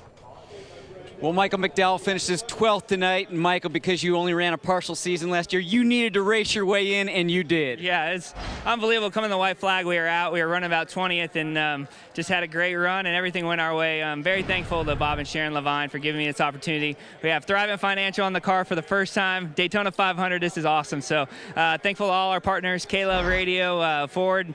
This is a group effort, but man, that last lap was intense. So thankful to make it. Congratulations. Thank you very much. Michael Annette climbed from his car, and the first thing you said was, "Is it confirmed?" Confirmed, you've made the Great American Race. Yeah, that's awesome. I can finally maybe get a night of sleep, breathe a little bit, but yeah, it was funny. We took the checkered, and spotter said, I got you 14th on my view, and they said we got 14 on the monitor. I was like, all right, so what's confirmed mean? So We're in. That's awesome. These guys, they had a heck of a month putting a team together in about 2 weeks coming down here, and then, have to go to backup car yesterday, and they just, it's a testament to H. Scott Motorsports, Hendrick Engines, and this is awesome. I owe the 42, I owe Larson a big thank you. He gave me a big shot down the backstretch. Glad to see he got in too. I would have felt bad if that shot pushed him out of the top 15. So it worked out great, and now let's go watch our teammate, the 51, get in. Congratulations. See you Sunday. All right, thank you. Well, Landon Castle races his way in a top 10 finish. How much of a relief is it knowing once again you're going to the Daytona 500? It's amazing. It's an amazing relief. I'm extremely proud to be here and proud for my team. They worked really hard on this car. And I felt like before the race, the biggest thing I needed to focus on was to put myself in a position that made the cars behind me where I can control the decision they were making. And that's kind of the spot that I got in at the end, where I needed Matt Kenseth's help to get me, to keep me in the race. And I knew I had to make that decision for him because he wasn't, going to do that on his own. So it was some aggressive racing at the end. They definitely raced harder than I was expecting, but there's a lot on the line here. So it's an amazing feeling to be able to start the Daytona 500, and I can't wait. Good to see Landon Castle once again in the Daytona 500, putting it all on the line. Thanks, Landon. And Cole Witt brings it home 10th tonight. Congratulations. Can you describe just how excited you are now? This night's over and you're racing Sunday for sure. I can tell you I'm going to sleep a lot better tonight than I have in the last couple of nights. Can't say anything any better about these guys. We've worked so hard these last couple of days, and man, it's been tough, but I'm so excited that we could get in because these guys deserve it, and Speed Stick and all of them being involved with Ford and everything. It's really cool to be with this new team and look forward to see what we can build on through this year. But man, I definitely don't like doing it that way, but we had to do it like that last year and able to do it again, so it's not getting any easier. Congratulations. Thank you, Matt. Well, J.J. Yaley qualifies 13th in the first duel. You had a lot going on. Your window net actually went down during the race. What happened? Yeah, I don't know. They usually tape the latch, and it was going down back straightaway, and it started fluttering. Next thing I know, it had fallen down. So I grabbed a hold and tried to hold it up as long as I could, and decided I actually held it for about a lap and decided I better fall obviously out of the pack, and was hoping that they would notice so I could at least get a caution, because I knew that if I had to make a pit stop, it would ruin our chances for making Daytona 500. And my teammate got into it with someone there, and they started wrecking, and it was just one of those omens. It really worked out for me because I was falling and kind of pushed him, and I obviously would have been in that wreck. So, we were running out of Dr. Pepper Toyotas back at the shop, so thankfully we dodged that wreck, and we're now locked in for the Daytona 500. Wow, very bad luck goes your way. J.J. Yaley once again in the Daytona 500. Thanks, Jamie and JJ. Cole Witt, named after Cole Trickle in the movie Days of Thunder. Coming up as Dale Earnhardt Jr. takes the first duel, we'll get you ready for the second in just a moment.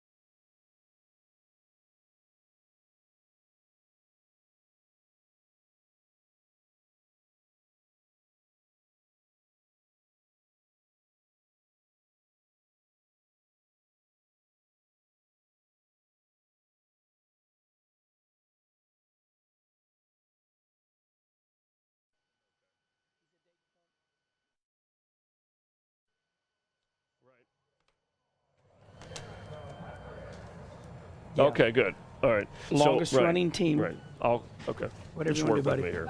Send it. I'll do it.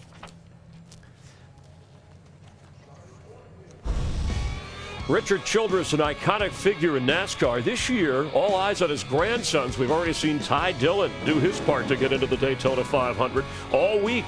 Fox Sports Live will go all access with Austin and Ty Dillon as they race for a coveted spot in NASCAR history. Our first installment of the series tonight after the duels here, 10 Eastern on Fox Sports Live and Fox Sports 1, and you'll see reruns of that during the course of the week. We hope you tune in for that. Back with Kenny and getting ready for the Budweiser Duel 2, and let's check in with Matt Yoakum.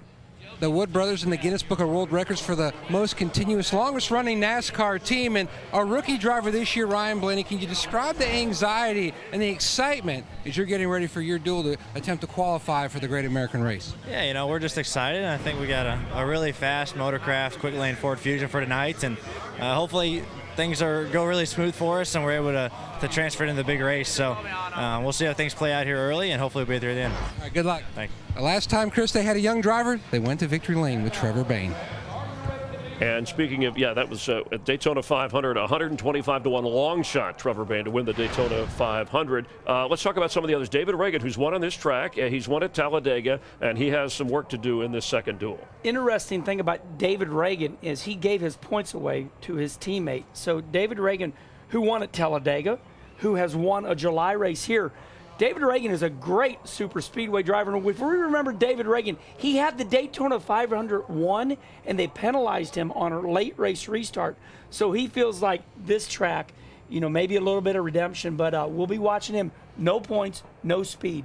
Let's check in with Jamie Little with Carl Edwards. Jamie? And driver intros just waiting. The good news for him, the pressure was on him the other day just to get into the field. So you're in the field and you're in the second duel. So what did you take from the first one that could help you maybe? Well, it looked like the Joe Gibbs Racing Toyota Camrys were good. So, Matt was really fast. So we're going to try to stay up front, race as hard as we can. There are a lot of guys who they're going to have to make something happen here. So if we get shuffled back to the middle, that's really the dangerous spot for us. We want to stay up front with our Aris Camry. You want to be smart, but you also want to win because this is Daytona. A win is a win here, right? Yeah, so we've got a really good backup car. So we're going to go for the win, get everything we can. And I know Darian and those guys don't want to hear me say that, but we got to go out here and have a little fun too. Carl Edwards definitely wants to prove himself and bring home a win here at Daytona. He starts in the second row with Austin Dillon in the 3 car. On the front row, Jimmy Johnson and Kyle Busch. Duel 2. Setting the field for Sunday's running of the Daytona 500 straight ahead here.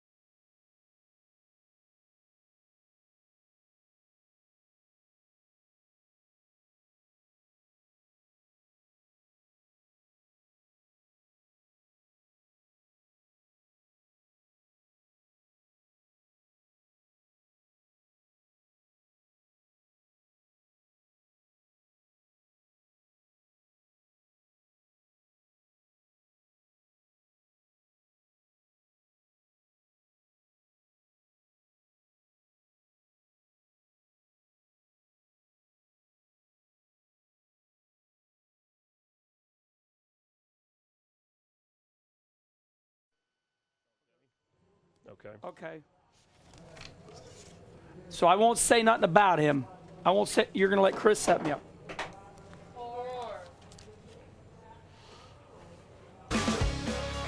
Glad to have you watching the Budweiser Duel here on Fox Sports 1 Live from Daytona Beach, Florida. Let's take a look at tonight's Budweiser race summary. One duel in the books, and Dale Earnhardt Jr. with his 4th dual victory in his career. And 20 drivers have locked up a spot for Sunday's running in the Great American Race. You've heard from some of the long shot drivers excited to be in. There's a couple of names that are disappointed. They will walk away, and there are 4 more drivers that will be left out of the picture with Kenny Wallace, Chris Myers, as we look at the grid for Budweiser Duel 2. So many veteran drivers with brand new teams. Look at Carl Edwards, his first ride in this car. And how about Sam Hornish? 4th row inside. Sam is with Richard Petty. Now that's nerve-wracking. Ryan Newman, last year's championship runner-up, he had to go to the back with an engine change. And Danica Patrick, can you imagine the Daytona 500 without her? She must race her way in. Justin Allgaier, Jeb Burt, there's David Reagan. We talked about his starting position. And I have to give a shout out to my brother, Mike Wallace, row 12 inside. Mike is known as a great drafter. Mike has won in the Truck Series here before. Now, we saw Dale Earnhardt Jr. make dual history, starting 25th furthest back to win. He had to go to the back because of a qualifying violation, right? Not passing post-race inspection. Same for Denny Hamlin. Yeah, Denny Hamlin will be starting dead last like Dale Jr. did in the first Duel 150. Now, can Denny Hamlin do what Dale Jr. did? Can he start last and go to the front? Once again, Denny Hamlin, little technical violation. NASCAR said we're going to kick you out of qualifying, make you start last. Let's watch this show. All right, now we have, guys going 150 miles tonight in the cool of the nighttime. Sunday, you're going 500 miles in the daytime. It'll be a 30, 35 degree difference here. So how much of a tune-up, and what will you watch for in this second duel that'll help us get ready for Sunday? Chris, we have never dealt with this extreme weather. This is a rare time in Daytona. We're in the 30s right now with wind blowing. They're talking 80 degrees on Sunday for the Daytona 500. I liked what I seen in the first duel where they put on 4 new tires, made the cars handle better. Do not underestimate 4 brand new Goodyear tires. Even though it's cold, it still makes the car handle. Matt Kenseth, he led the most laps in the first duel, but Dale Earnhardt Jr., who was the favorite to win it, did. The favorite for the second duel, Kyle Busch and Carl Edwards. And you'll see it coming up right here.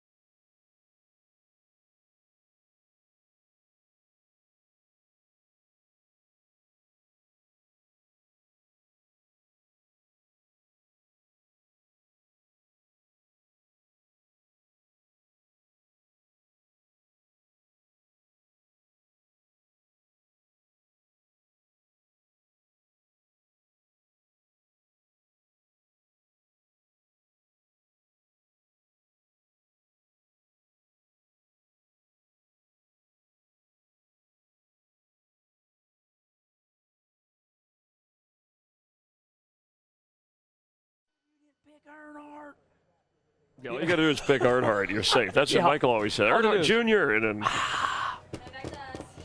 I'm like, hey, nobody's yelling at me.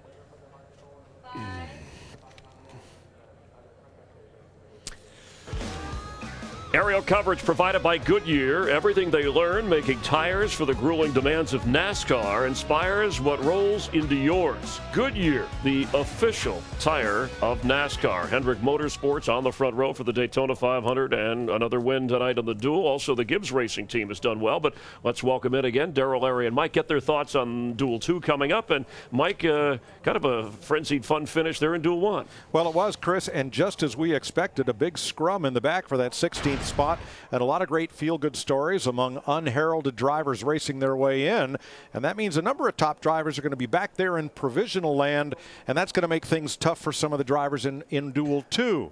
In Duel 1, Darrell, 3 Hendrick Motorsports Chevrolets ganging up on Matt Kenseth, and now just the reverse situation. Yeah, in this race, you got the 3 Gibbs drivers. You got the 18, the 19, and the 11 against the 48.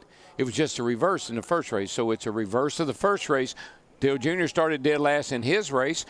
Denny Hamlin starts dead last in this race. So we'll just see if this race mirrors the first one or not. It should, with just a little bit different result. Now, some of the strategy that plays out is in the offseason. Front Row Motorsports took David Reagan's points last year and put them on the 35 car for young driver Cole Witt, and that kind of left David Reagan's number 34 somewhat naked going into this second duel, Larry. Well, Mike, and there may have been a method to their madness because they did go from a 2-car team to a 3-car team, and I think they understand that how well of a restrictor plate racer that David Reagan is. Not to underestimate Cole Witt, he just raced his way into the Daytona 500, but I think they came here banking that no matter what, David Reagan will race his way into the Daytona 500, and that's what he's going to have to do. Yes. No owner points and 40th in speeds from qualifying on Sunday. So he has pretty much one bullet, and so too we're learning now as we sort through the various speed and point scenarios. Danica Patrick's best and maybe only shot to make the Daytona 500 is to race her way in the top 15. Here's Matt Yoakum. And Danica Patrick getting ready to climb in. So you can describe the stress. It's so cold out. I tell you, I've already got mine on too. I'm with you. Can you describe the stress of watching the first race and knowing what you have to do in this one to get in the 500?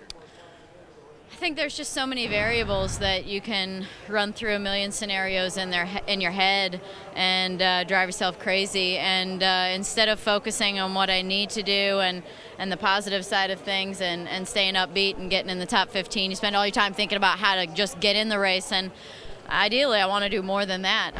But first and foremost, you need to get in. So I think that if we can have a nice, clean night, be smart out there, and have clean pit stop or pit stops, whatever it may be, I feel like we'll be just fine, and we'll get this GoDaddy car in the race, and it'll be a bit warmer then, hopefully.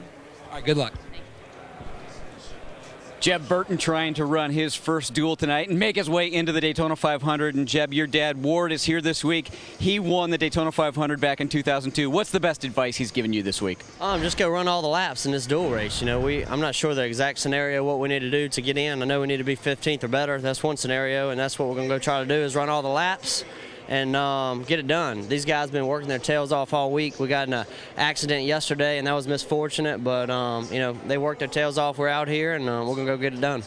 Jeb Burton rolling off 19th tonight. Chris? 24 drivers in the second duel. If you look back at the first, we had 25 getting ready to roll. Dale Earnhardt Jr. rolling off 25th. In 16 duel races in his career, only once was he not a finisher in the top 15, making a bold move early. Tony Stewart gets into the wall, and not soon after that, Casey Mears blows a motor caution on the racetrack. Right here, A.J. Allmendinger gets up into Johnny Sauter, sends him spinning. Both of those drivers right now are in the Daytona 500. And you heard frustration from Allmendinger saying, hey, if it was my fault, and obviously some flames, all the drivers okay. Michael McDowell, one of those long shot drivers, a penalty on pit road. One of the first penalties we've seen NASCAR hand out. The pit crew member got over the wall before he was supposed to. Penalty on Michael McDowell. Matt Kenseth led 32 laps, the most, and he was your winner in the Sprint Unlimited. But Dale Earnhardt Jr. making the move, led 21 laps. Trevor Bayne getting loose. And here, an interesting moment, teammates bumping into each other. Yeah, this was close. Wow, what a save by Joey Logano. Hey, objects are closer than they appear in your mirror. And check this save out by Trevor Bayne. Well, not a save, but eventually comes to a rest here. He will be able to drive at the pit road.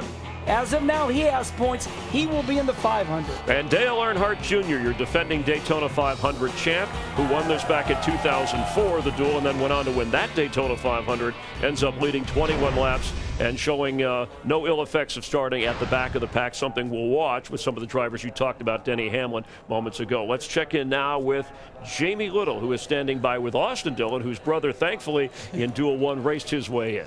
Yes, and I don't know if your heart rate has come down yet. Where were you watching your brother race his way into his first Daytona 500? I was in the trailer during most of it, and then the last 5 laps I went on top and kind of knew where he needed to finish and was sitting there watching and counting it down, and it didn't look good there until the very end. He made a good move to get some momentum and work his way back up through there. So hoping our Dow Chevy can stay up front here in this race. Really looking forward to it, see what we got.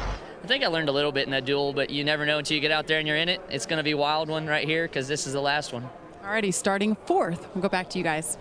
It may be a cold night, Jamie, but your heart is warmed by some of these feel-good stories. Touchdown, Ty Dillon. He is in the Daytona 500, and the second Duel is coming your way.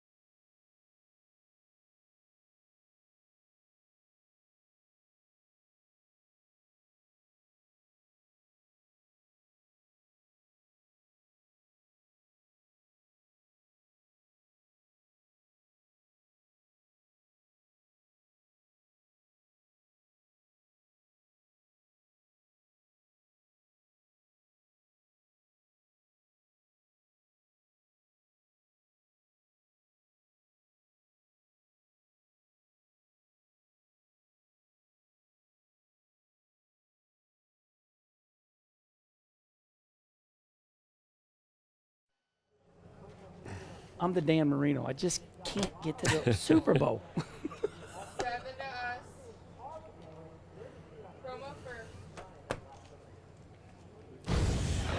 Monday, Domus NASCAR Race Hub. Complete reaction, action, analysis of everything that has happened here in Daytona, including interviews, highlights, in-car audio, and a lot more. NASCAR Race Hub Monday every weeknight at 6 Eastern on Fox Sports 1, streaming live on Fox Sports Go, available on DirecTV for you customers. And Kyle Busch focused, ready to kiss off the second Duel here at Daytona. Kyle Busch starting up front with Jimmy Johnson, also his brother Kurt Busch. But Kyle's a guy that hasn't had great Daytona 500s, but we know he's capable of winning anytime, anywhere, in any kind of car. Right. I mean, those brothers are a great success story. They're winners. But you know what I'm looking at? I'm looking at who will miss this race. Now, we know 2 drivers that will not be in the Daytona 500. Ron Hornaday, Justin Marks. Sad story. Now, 4 more are going to miss the Daytona 500. We don't know if they're all going to come out of this race. But, Chris, first time in a long time, usually when we get to this second duel, we pretty much know what's going to happen. We don't know, and that's really interesting this year. And those 4 won't necessarily come from just this second duel, depending upon speed and who's where in that top 15, 16. Could bump somebody out from earlier. Michael Waltrip hopping into the 55 Toyota. Michael is good at math, and he was up here during our show. Hugs and kisses for everybody. Carl Edwards, that's his wife. Carl climbs in his brand new race car. He's been with Roush forever. Now he's with Joe Gibbs Racing. 11 years in a Ford, and he makes the transition. Danica Patrick, you talked about the concern of the positions she's in. Another guy moving to a new team, Sam Hornish. Sam Hornish, great Indy 500 winner, now in stock cars, driving for the legend, Richard Petty. This is a feel-good story, too. Second chance for him. He's back in the Cup Series. And Ryan Newman, who without a win was able to get into the chase and finish second and go right to the wire. I rode that horse all last year. I said he's going to do good. Ryan Newman finished second in points last year. And, you know, what's interesting, when you talk about starting up front, as some of the long shots hope to just get in to the Daytona 500, I think this is worth pointing out, Kenny, because it shows you how important these dual races are in positioning. If you're not going to start on the front row, which we know is taken by Jeff Gordon and Jimmy Johnson, if you're outside the top 20 in the 56 previous Daytona 500s, only 5 drivers have won from beyond that spot. 39th is Matt Kenseth, the furthest. So just get in the top 20 to start for the 500. Once you get in, your chances are a lot better. And Chris, I think the reason that stat is so strong, if you're inside the top 20 starting positions in the Daytona 500, it's because you have a fast car. Hard to start back in the deep in the field with a slow horse. One thing Dale Earnhardt always taught me, ride a horse until it breaks its foot. Ride that fast horse.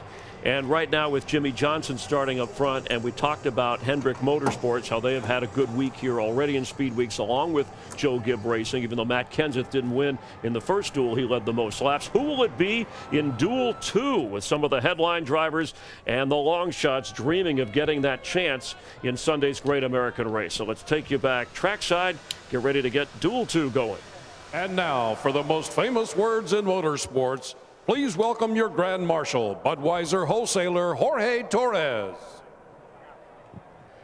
Drivers, start your engines!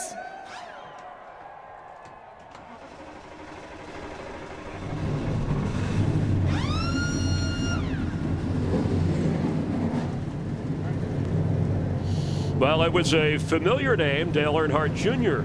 leading the way in Duel 1, coming from the back of the pack. Who will it be in Duel 2? Let's rejoin Darrell Waltrip, Larry McReynolds, and Mike Joy. Mike?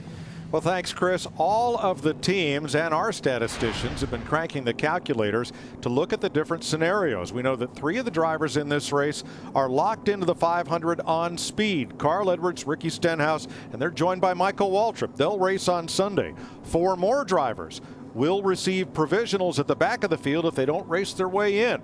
But there are still a lot of scenarios kind of left undecided as to which 4 more drivers are going home tonight. Yeah, well, that's what we always watch in these qualifying races is that bubble, you know, who's on that bubble. But in that first race, you had to figure that the powerhouse of Hendrick Motorsports, with their 3 cars in that race, favored the one Toyota, the Gibbs Toyota of Matt Kenseth. Reverse roles now. This race, you've got the powerhouse of Gibbs with 3 cars in this race against the 1 car of Jimmy Johnson. So if Hendrick Motorsports worked together and won the first race, in theory, the Gibbs guys should be able to work together and win the second race. Well, theories are great, but this is racing. Once they drop the green flag, all bets are off, and a lot of Fords in this race as well. And several people, like Danica Patrick, who now, because of who took provisionals from the first race, find themselves in the unenviable position, as David Reagan does, really having to race their way in. Well, and that's one advantage or disadvantage, ever how you want to look at it, of being in the second duel. You absolutely know what you need to really do to control the destiny of making this Daytona 500. But I think another key could be, I know changing no tires won the race for Dale Earnhardt Jr., but I still was impressed. Those drivers that put 4 fresh tires on, not that it made them faster, it just let them maneuver and be able to drive their car better. Desperation could set in as we get to the end of this one to find out who might finish in that bubble spot and make the Daytona 500 versus heading home tonight.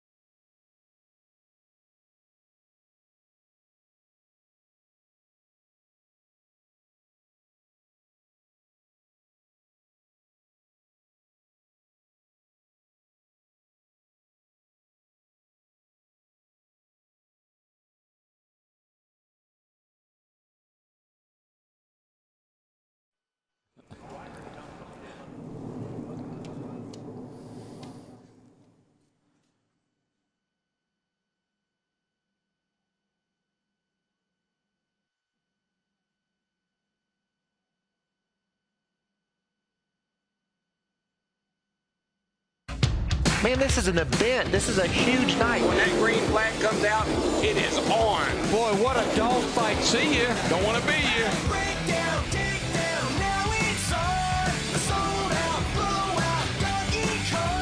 There goes Kyle Busch again in that 18 car. Danica Patrick, do not count her out.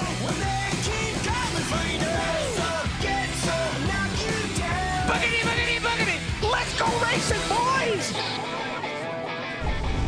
It's the Budweiser Duel at Daytona, and as one of the greatest ambassadors of his sport ever said, Mr. Cub, the late Ernie Banks, it's a beautiful day to be at the ballpark. Let's play two. So we get ready for Budweiser Duel number 2 and finish setting the field for the Daytona 500. Every driver in this race now knows what his mission is and where he must finish in order to race on Sunday. Let's get back down to pit road for late breaking stories. Jamie Little. Well, Mike, you guys have mentioned that Danica Patrick, it has been a tough speed weeks for her. She had a crash Saturday night in the Sprint Unlimited and another crash yesterday. She's now in a backup, but her crew chief, Daniel Canoes, told me it's a good one. It's the same car that Kurt Busch finished a top 5 here last July. So he's optimistic. He also told me he had a talk with Danica and said, look, you've been in multiple Daytona 500s, multiple Indy 500s. You know how to race your way in. We can do this. So their goal, obviously, finish in the top 15. Chris? Jamie, 2014 was a challenging year for Martin Truex Jr., both personally and professionally. Well, things in 2015 starting out in a better foot. Martin had a great Sprint Unlimited. He led 30 laps that night, while in 2014 he led only 1 lap all season. I spoke to him earlier, and he said the cars that he has had for this Speed Weeks, the best he has ever had in Daytona. Matt? Chris, what an offseason for Carl Edwards. He leaves Roush Fenway Racing after 373 races, joins Joe Gibbs Racing, and inherits, due to the team shuffle, the team that Denny Hamlin nearly swept Speed Weeks with in 2014. They won the Sprint Unlimited, they won their duel, and they finished second in the Daytona 500. He's learned so much already during Speed Weeks with this group, on top of which he's already locked in, so tonight he's going for the W. He said the biggest thing that really surprised him in that first duel was the fact that it was very tough from mid-pack to the back to make your way to the front. Pit strategy and him behind the wheel, he's looking to stay as close to the front as possible, so then make the winning move at the end. Mike? Thank you, Matt. Let's have a look at the Budweiser starting grid for Duel number 2. Jimmy Johnson, 2010 Duel winner.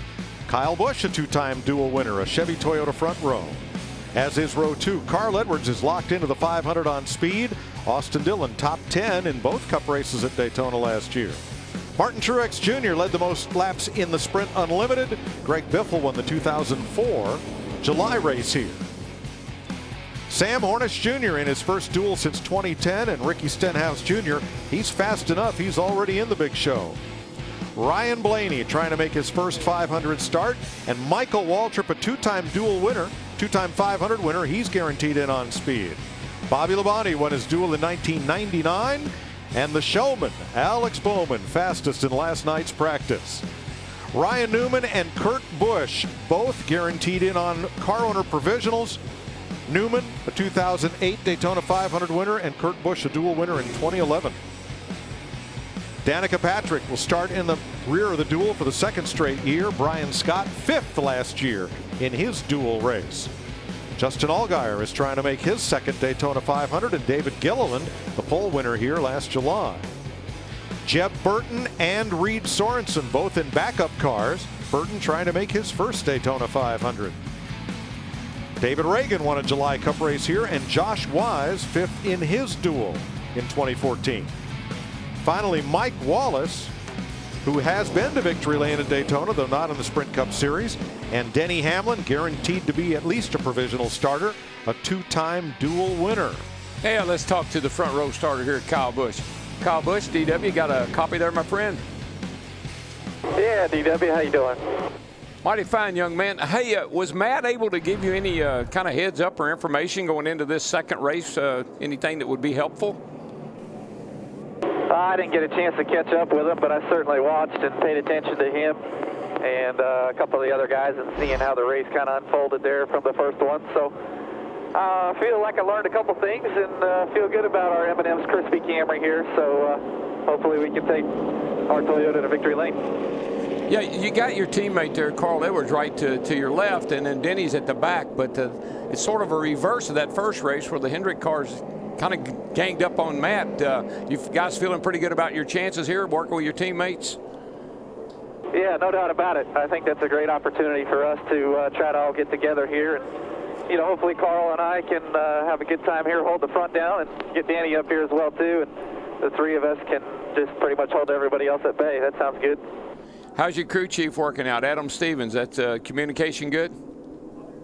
Yeah, so far so good. It's just like Xfinity days, so we're feeling good about things. And Daytona's its own animal, but next week in Atlanta is going to be its own again. So we certainly feel good about things thus far. And Adam and the guys have done a great job. Really appreciate the hard work this off season and a bunch of new faces. So we've got our work cut out for us here this week, and we'll see what we can get here tonight.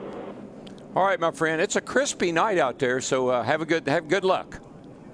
There you go. I like that. It is a crispy night. You guys stay warm up there, and I'll be sure to pass out some M&Ms here in a little bit. Pace laps continue, and among those having to race their way in, we mentioned Danica Patrick. We listened in on her number 10 team. Let's just do our thing tonight.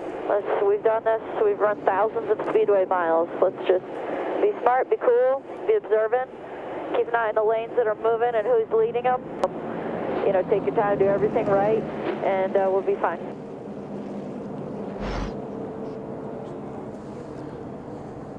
Team co-owner Tony Stewart, along with Gene Haas. Stewart up on the pit box, the command center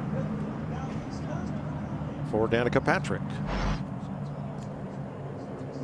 All right, Carl Edwards starting third. Now he has one of those fast speeds, that golden ticket in his pocket. He'll be in the 500, but he can advance his starting position greatly with a top finish in this duel race. We listened in. Yeah, there's something wrong with the brakes. I'll tell you what do you think we ought to do here? I've been telling you what's going on. If I push it real fast, I get stopping power. But if I just push it slow, it really sinks down. It might just be that they're real cold, but I never really get a really firm pedal at all. So he's talking about a soft brake pedal, Larry.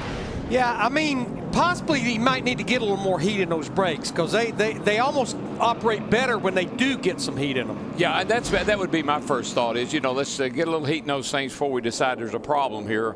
Although, you know, cars, brakes get hot, they pick up moisture in the fluid, and sometimes you do get some air in the lines and can cause your pedal to be a little soft too. But it sounds like he's got brakes, just not like them to be. And the big concern would be getting on pit road and stopping in your pit box. That's where it would really be a concern if they're not working right. We have heard you loudly and coldly on Twitter, and we know that our 34-degree wind chill is nothing in Daytona Beach compared to minus 36-degree wind chill some places in Michigan. We sympathize, throw another log on the fire, and get ready for 60 laps, 150 miles in this second Budweiser Duel. And you talking about things being a little crowded at the rear, you see Danica Patrick, Jeff Burton, Bobby Labonte, Reed Sorensen, all with backup cars. Ryan Newman had an engine issue on Saturday. And then also remember Denny Hamlin, that 11 car, we talked about him. He'll be starting back there because his qualifying time disallowed. Josh Wise motionless at the entrance to pit road in his Phil Parsons Racing Ford. You know, as I just looked at when we were looking at Danica Patrick's pit there, and I noticed Tony Stewart and all those guys, they had concerned looks on their face. They know this is not a shoe-in by any means. They got work to do. No, sir. Chris Neville?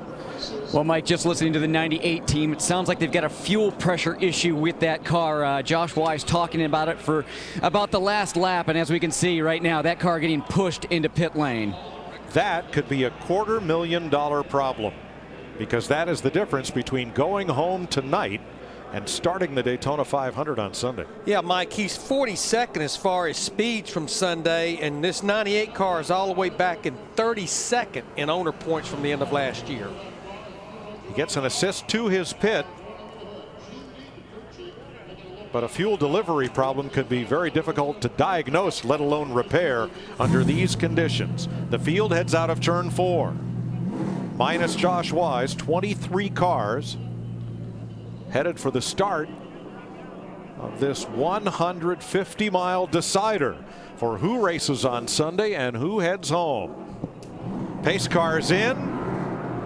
Field to the line, green flag, Jimmy Johnson and Kyle Busch drag him down to turn 1.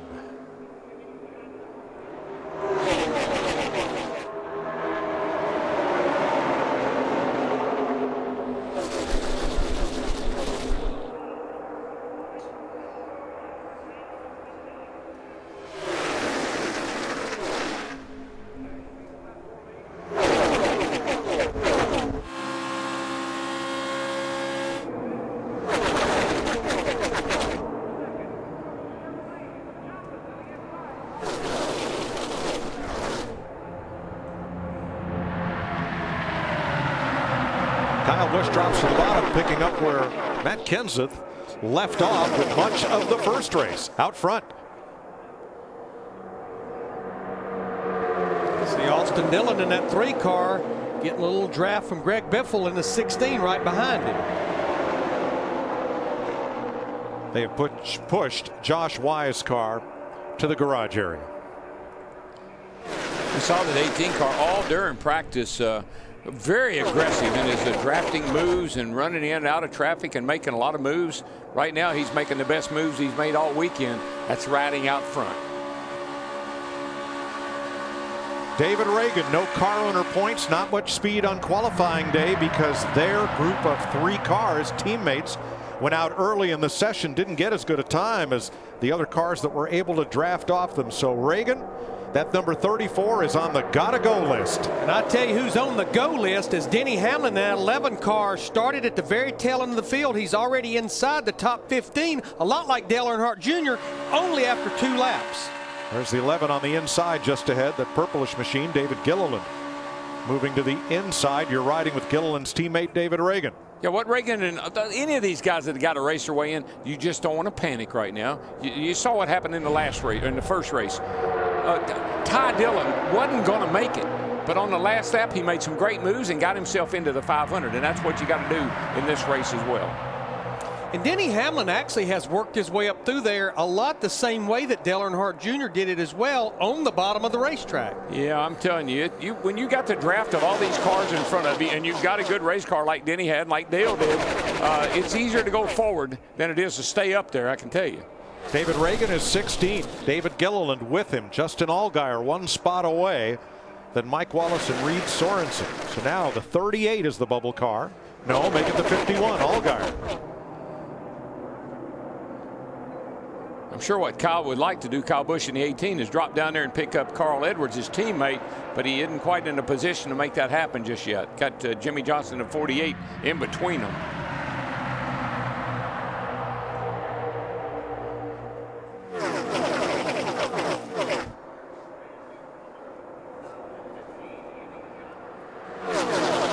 Right now on the outside looking in, Reed Sorensen, Danica Patrick, Bobby Labonte, David Gilliland. I believe Jimmy Johnson thinks that maybe Austin in that 3 car might be able to get up there and get him pushed by 18 of Kyle Busch. They're making pretty good headway up that outside.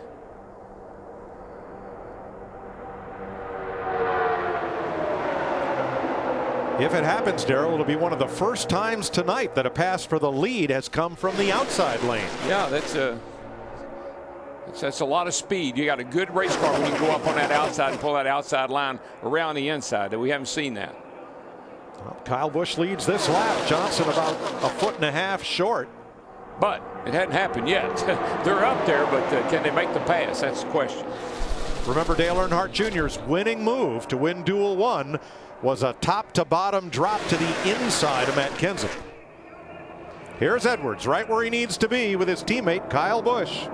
But now we see Edwards just pushing Kyle Busch down that back straightaway. You see Martin Truex Jr. in the 78, the black car, trying to join in as well. That's a strong car. Martin Truex had a great unlimited race. That car's been stout down here this weekend, running great.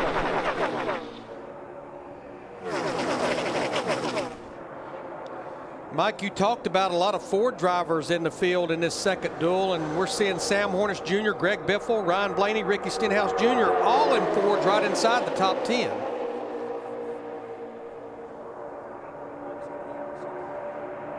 Hamlin is in the 11 car there, right behind the 21 of Blaney. He's looking for some place to go, but he's kind of boxed right now. Darrell, where do you go? How about the middle? Hamlin looked up there. Stenhouse came down to cover. Pretty tightly bunched right now. Yes. Everybody kind of side drafting off each other, running down on the door of the car beside you and getting that draft off the side of them. Now we're riding with David Reagan in this 34 car. Right now he's in the 10th spot, and right behind him Danica Patrick in that green number 10. She's inside the top 15. Alex Bowman moves on to the bubble in the Tommy Baldwin number 7 Chevrolet, battling Gilliland, Scott, and Allgaier for the final transfer spot. Yeah, it's so early in this race. We're 7 laps in. We got a long way to go here. Just got to mind your manners, be nice, play well with the others. And we know we'll have a pit stop. Darrell, I don't remember hearing you say that when you were racing. Oh, well, not ever. I was taught that. I didn't always practice it. And that's the mentality of a race car driver. Now, yeah. Kyle Busch at 18, that time he pulled down to the low side right in front of Martin Truex Jr. in the 78. He just keeps working it back and forth, a lot like Matt Kenseth did in the first duel. Exactly, we saw that in the first race. And that's what I said about these two races. They mirror each other, almost identical as far as the cars that are in front and the cars that were in front of the other race are doing the same things. Sam Hornish hanging tough, his return to Sprint Cup racing, coming with Richard Petty Motorsports and the number 9.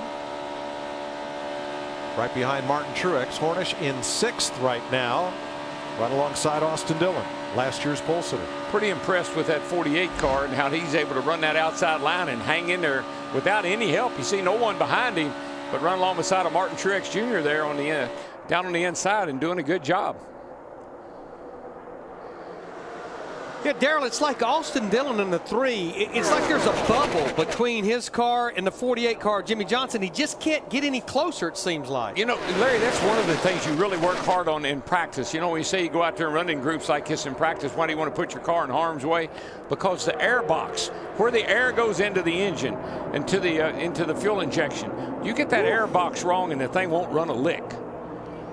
Boy, they are mixing them up from the top to the bottom to the top. Yeah, that's slicing and dicing right there, boys. Yeah, Kurt Busch in the 41 opened up a hole in the middle, and suddenly the top went to the bottom and the bottom went to the top.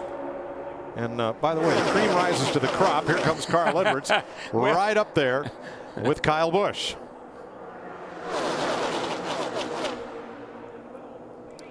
Well, Carl Edwards jumped up there with his teammate Kyle Busch, and we also saw Danica Patrick in the 10 jump up behind her teammate Kurt Busch in the 41 car in the outside line. All right, Carl Edwards in 2nd. Is that the catbird seat? Let's hear from them. You're doing a real good job down there. Yeah, I hear you. Let's just stay right here. Do all we can to keep pushing. Simple. You tried it. It looks good. Let's just settle in. You know, I tell you something, I've just noticed that 48 car. He looked a little loose to me when some cars were running down on his door getting that side draft on him. It looked like the car moved a lot more than some of these others do. Keep an eye on the 48 car. And that 21, rookie Ryan Blaney. Moves to the outside and 8th place right now as Denny Hamlin keeps coming up the inside lane. Looking to get closer to his Joe Gibbs Racing teammates who have the 2 front spots. Yeah, he's not moved off the bottom of the racetrack since the drop of the green flag.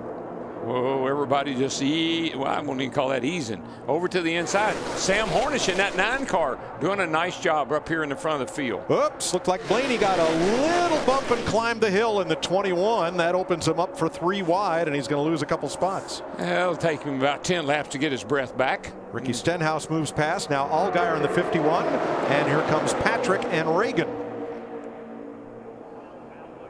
Boy, when somebody is right on your left rear quarter panel, it moves your car around. It makes your car nervous. Now Josh Wise is 12 laps down, but he has entered the race. And we'll see what happens as he tries to make the 500. Kyle Busch, Carl Edwards, new teammates out in front with 48 laps to go.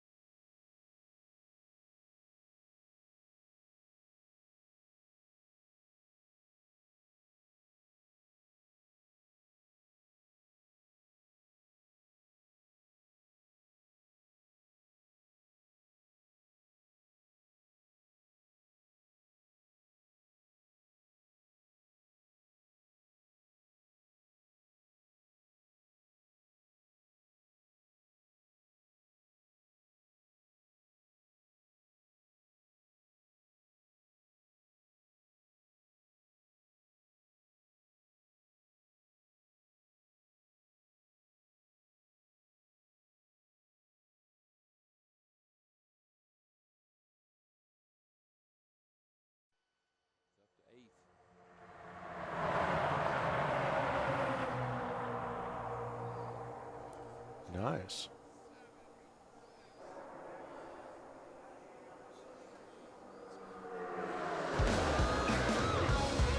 16 of 60 laps complete. Kyle Busch and Carl Edwards continue out front ahead of Austin Dillon, Jimmy Johnson, Greg Biffle, Martin Truex, Denny Hamlin, Ryan Blaney, Brian Scott, and Danica Patrick are the top 10.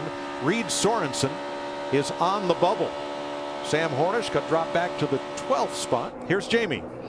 And Danica Patrick, remember, she started in the back in a backup car, and I was told right before this race she hadn't run in a pack. She hadn't ran in the draft with this car, so they weren't sure what to expect. She had to feel it out, and obviously it's handling well. She has her teammate Kurt Busch near her, and she's working her way up. Remember, top 15 is the goal for Danica Patrick. She is 9th right now, Jamie, holding her own there with Kurt Busch in tow, right behind rookie Ryan Blaney. Now, Michael Waltrip spent race 1 in the Hollywood Hotel with Chris Myers. He has adopted teammate Clint Boyer's strategy, perhaps. He's hanging around out back, waiting to see what happens in his number 55 that he will drive at Daytona. Brent Moffitt will run next week at Atlanta, and then Brian Vickers returns to that seat full-time in Las Vegas. Vickers tweeted that he's watching the race from Los Angeles on Fox with his buddy, racer Tommy Kendall. So hello, Brian. Can't wait till you're back. Denny Hamlin at 11. He keeps hugging that yellow line, and he keeps waiting for a driver to make a little bit of a mistake, and he did the same thing there with Martin Truex Jr. Martin got a little bit high, and Denny just filled the hole underneath it. Yeah, you better not open that bottom up at an inch, because Denny Hamlin is searching the bottom. Now the next target is Jimmy Johnson there in front of him. Well, he's almost joined his other two Joe Gibbs Toyota drivers as they're running right now. 1st, 2nd, and 6th. You just have to realize there were no rule changes of these cars. So I look at what we did down here last year, and I think you're probably going to see some similar results. If you think about Denny Hamlin in that 11 car, he won his qualifying race. He had the great race car in the 500, had a radio problem, and ended up 2nd to Dale Jr. But that is a fast race car. See that 44 car, Reed Sorensen, right now he's inside the top 15. He's 15th, got caught up in that crash in group qualifying on Sunday. Didn't even know if they were going to be able to prepare a backup car to where he could even race tonight in the dual race. Yeah, they had to go home, finish the car up, and bring it down here. But I said this in our practice show, Larry. That team busted their butt for him because he was busting his butt trying to get that car in the race. That's quite a knot of cars. It includes Alex Bowman in the 7, Brian Scott the 62. We've talked about David Reagan in the 34 as he splits the middle with Justin Allgaier on the inside and Bowman on the outside. Whoa, around he goes. Hold it down, straighten it out. Gas, gas, gas. Reagan sliding back, just barely caught the inside wall with the right rear corner. And we're under caution. Got a flat tire? If not, we can catch up. Got a few other issues. The hood's all bucked up in the back from the air. I don't think the front's damaged, but they're going to have to get the hood pushed back down. And got a little right rear damage. You rode with David Reagan at 200 miles an hour as the caution comes out. He's in the 34. Oops. Contact with Justin Allgaier. It appears that he and Allgaier made some contact. Got to look at it again, though, because I'm telling you, when they're in a position like Allgaier was against the 34, it can suck you right around. But to land where he landed, that was perfect because he was able to drive right down pit road to his pits. You're right, Darrell. He's already in yaw long before he gets to Allgaier. It appears that way. Yep. It's just when you're on that corner over there coming up on like the 51 was coming up on the 34, it pushes you loose. The air does.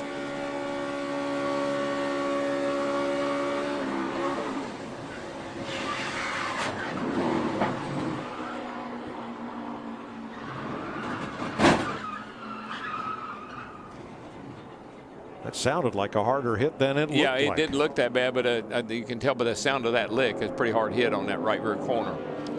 Yeah, pretty hard. Jamie? Well, the call was to change just right sides on David Reagan's machine, but there was quite a bit of damage, and they had left side flat, so they had to go ahead and change all 4. But as you can see, substantial damage there for David Reagan. And he did go a lap down. He did not beat the field to the end of pit road there.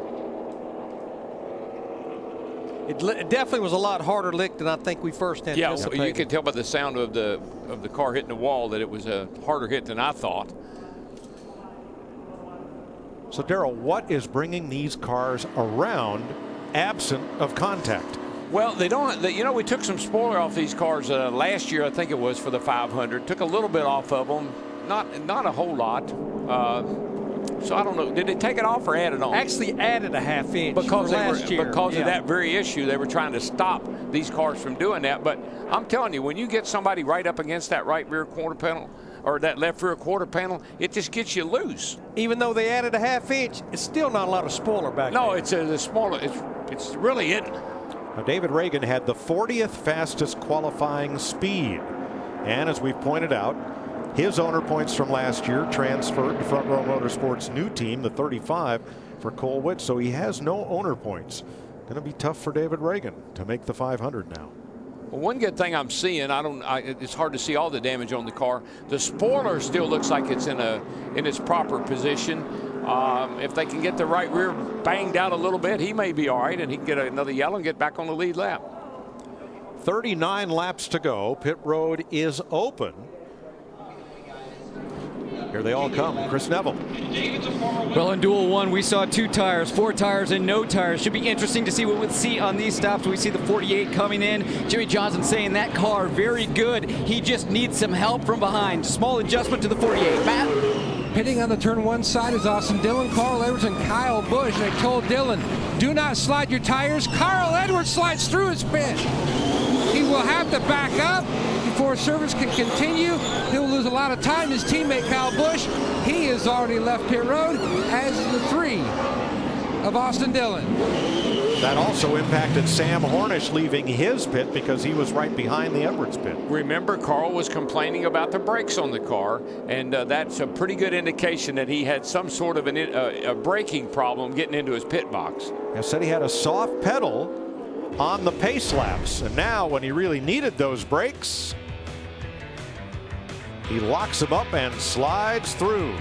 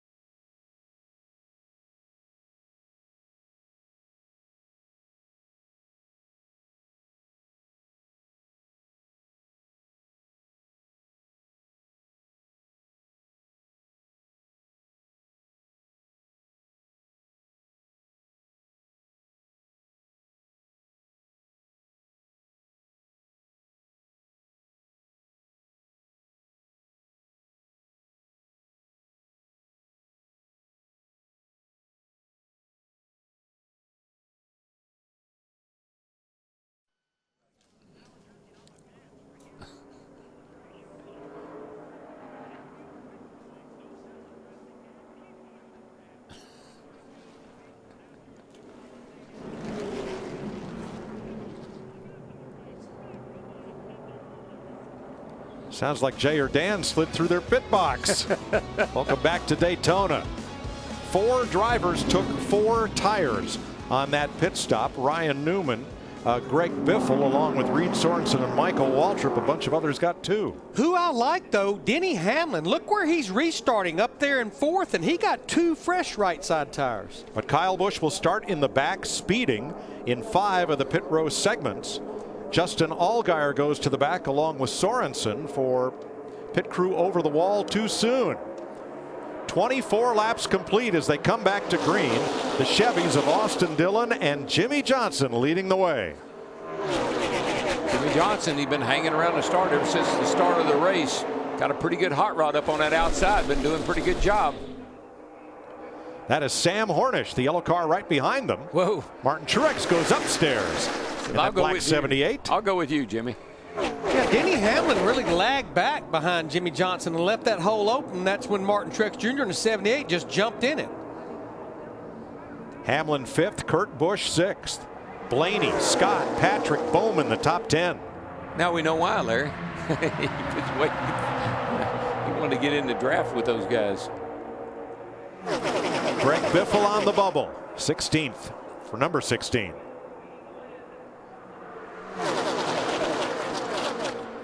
Now we saw Carl Edwards slide through his pit with a brake problem we heard the team talking about on the pace lap. Matt Yoakum?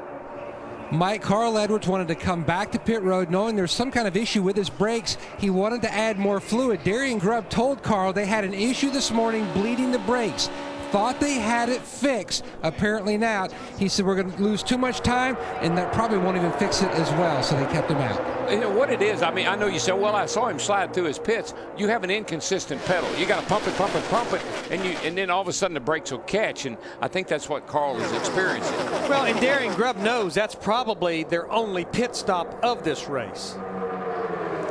It's got to be pretty hard, though, to ride out there. He said he had a soft pedal, and so when you're trying to ride the brake a little bit, trail brake a little bit, it's going to be almost impossible for him to do.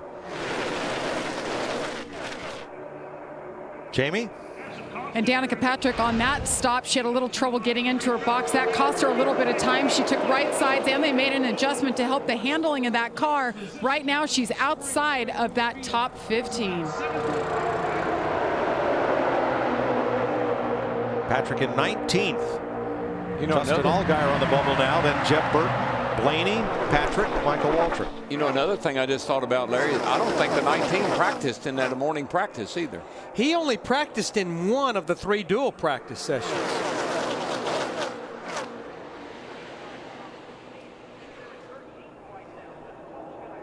Coming up on halfway, Kyle Busch trying to rebound from a speeding penalty, Matt. As soon as Kyle was serviced and went back on the racetrack, Adam Stevens, his crew chief, jumped off the box and asked an official, wanted to know exactly where Kyle was caught speeding, if it was the entire length of pit road or just different sections, because they believe they have an issue with the tack. Here's more from Kyle. Okay, you guys have to work on my tack. I didn't believe it. I followed the lights, and the needle was showing 47, so it was way over. But I don't think the lights are right. And what he means 4,700 RPM. That's what he goes off of, is the tack itself. Pit road speed is 55 miles per hour, but what they do, they set the RPM with the lights on the tack to show Kyle where he's at as far as his RPM. Because no speedometers in these cars. Go as fast as you can go. The answer to that question was segments 1 through 5 on pit road, which is more than halfway down. Yeah. You know, Kenny Wallace in the Hollywood Hotel between these 2 dual races, he talked about his brother Mike Wallace. Mike Wallace in that 66 car started all the way at the back of this race, and he has worked his way up inside the top 12 right now in 12th position. Good restrictor plate racer, has won in the Xfinity and Camping World Truck Series here at Daytona. Yeah, Mike Wallace is a lot like my brother Michael Waltrip. When it comes to restrictor plate racing, he's just got a knack for it. Your brother's got a knack for the back in this race so far. Now we're only halfway this time around. He's kind of been hanging out back there watching all this unfold at the front. Remember, he is in the race. And that's right. He wants, Boyer's wrecked 2 cars. You know, you don't want to tear up a car in this race and have to go to another backup car. So I think Michael is being a very wise owner today. What do they say about an owner and a driver? You can only be a good owner. Okay. How about Brian Scott coming up the inside?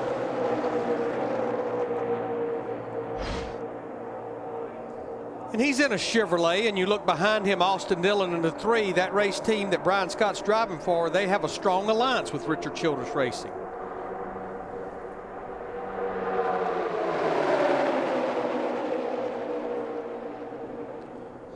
Pretty impressed with Jimmy Johnson right at this point. He's able to, he hung in there on the outside until that caution came out, and now he's got a pretty good lead here with Kurt Busch, which is a affiliate of his, working really well together right now. Well, that penalty did not hold Kyle Busch back very far. He's up into the top 10. Yeah, and there comes Hamlin down on the bottom there too, and he's coming forward pretty quick on the inside. He's a bottom fisher, that one. Bottom feeder, yeah. Yep. But I watched off turn 4. He took that car from the middle of the racetrack and he just turned it straight down to the bottom of the track.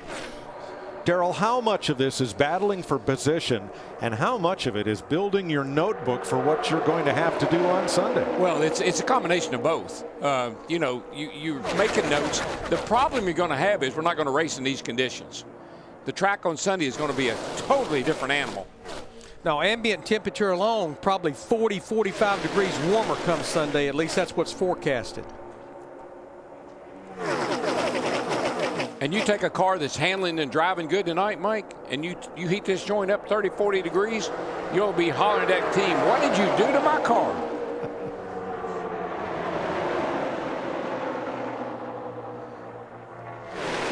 Jimmy Johnson, Kurt Busch. Out in front of Martin Truex, 3 Chevys, then the Toyotas of Hamlin and Edwards.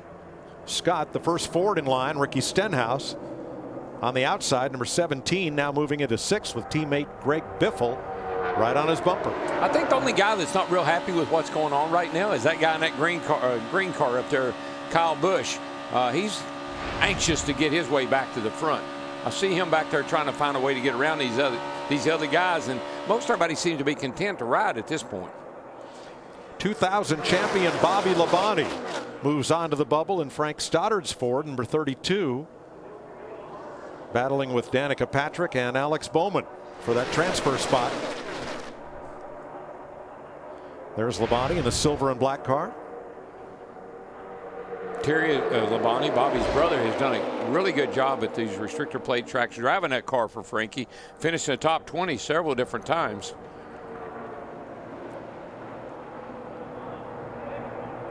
Boy, Kyle Busch, he just right up through the middle in that 18 car. He's trying to find his teammate Denny Hamlin in the 11, and now Carl Edwards, the other Joe Gibbs Toyota, on the inside in the orange car. Martin Truex Jr. in that 78, he's not afraid to test the waters in a different line. He'll go from the bottom to the top. No, and that's because Larry's got a good race car. That thing has been pretty stout. The New Jersey native took one of the off days this week, went out sport fishing out in the ocean. Tweeted pictures to those of you at home in the frozen north. Did an incredible job in the Unlimited on Saturday night with that car, led to most laps. I'm just so happy for Martin.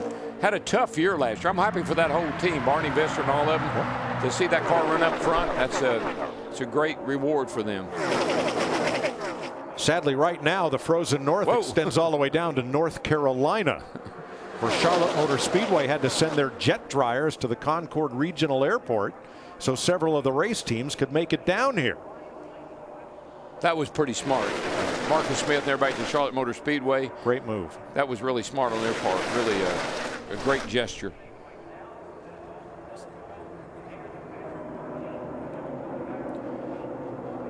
Johnson and Truex pull this 22-car train around Daytona International Speedway. 25 laps to go. Let's crank it up.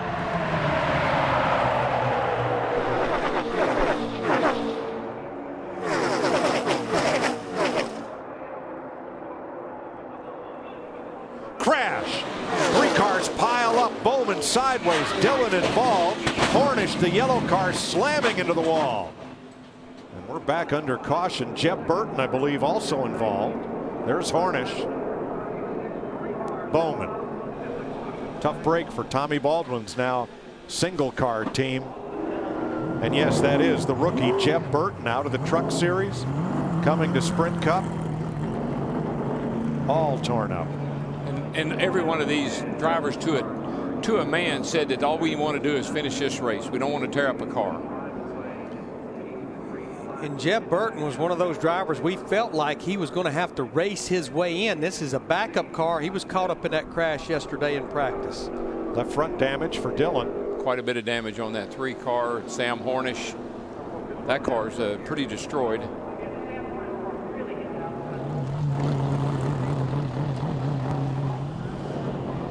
A lot of suspension dragging on the Burton car. And what a shame for Alex Bowman, fastest in one of the practice sessions yesterday. Sad way to end this Budweiser duel for the 23-year-old from Tucson. 21-year-old rather.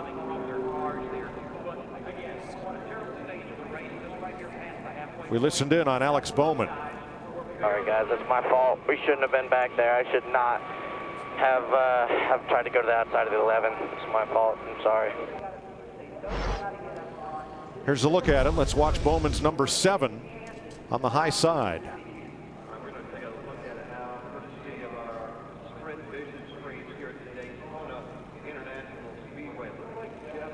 Nope.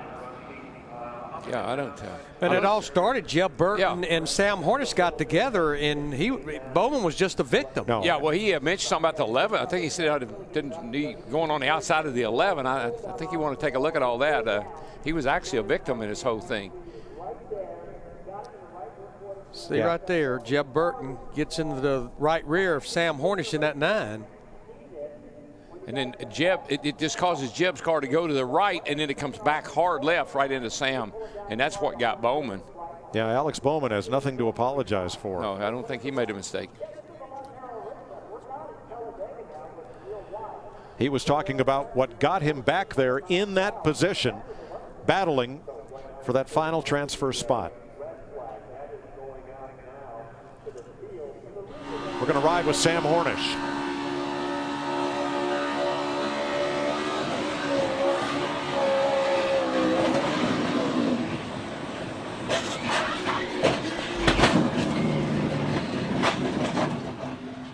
Car just got into our right rear for some reason.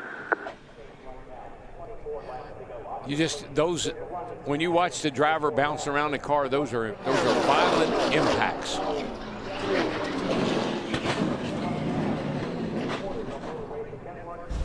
Look at the debris field there as they hook up Alex Bowman's car. A 4-car pileup with 24 laps to go is going to take these 4 cars out of the race. Now, David Reagan, remember him? He will get the free pass on this caution and be back on the lead lap, still with a chance, slim as it is, to race his Ford into the 500. We'll be back with more of the Budweiser Duel at Daytona.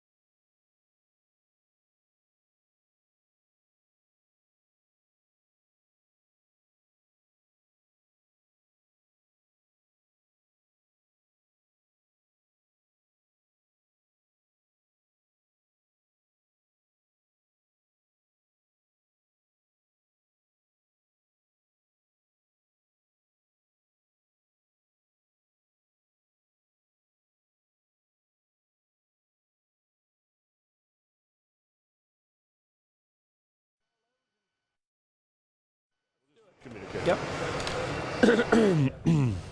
Get that highlight re-ranked.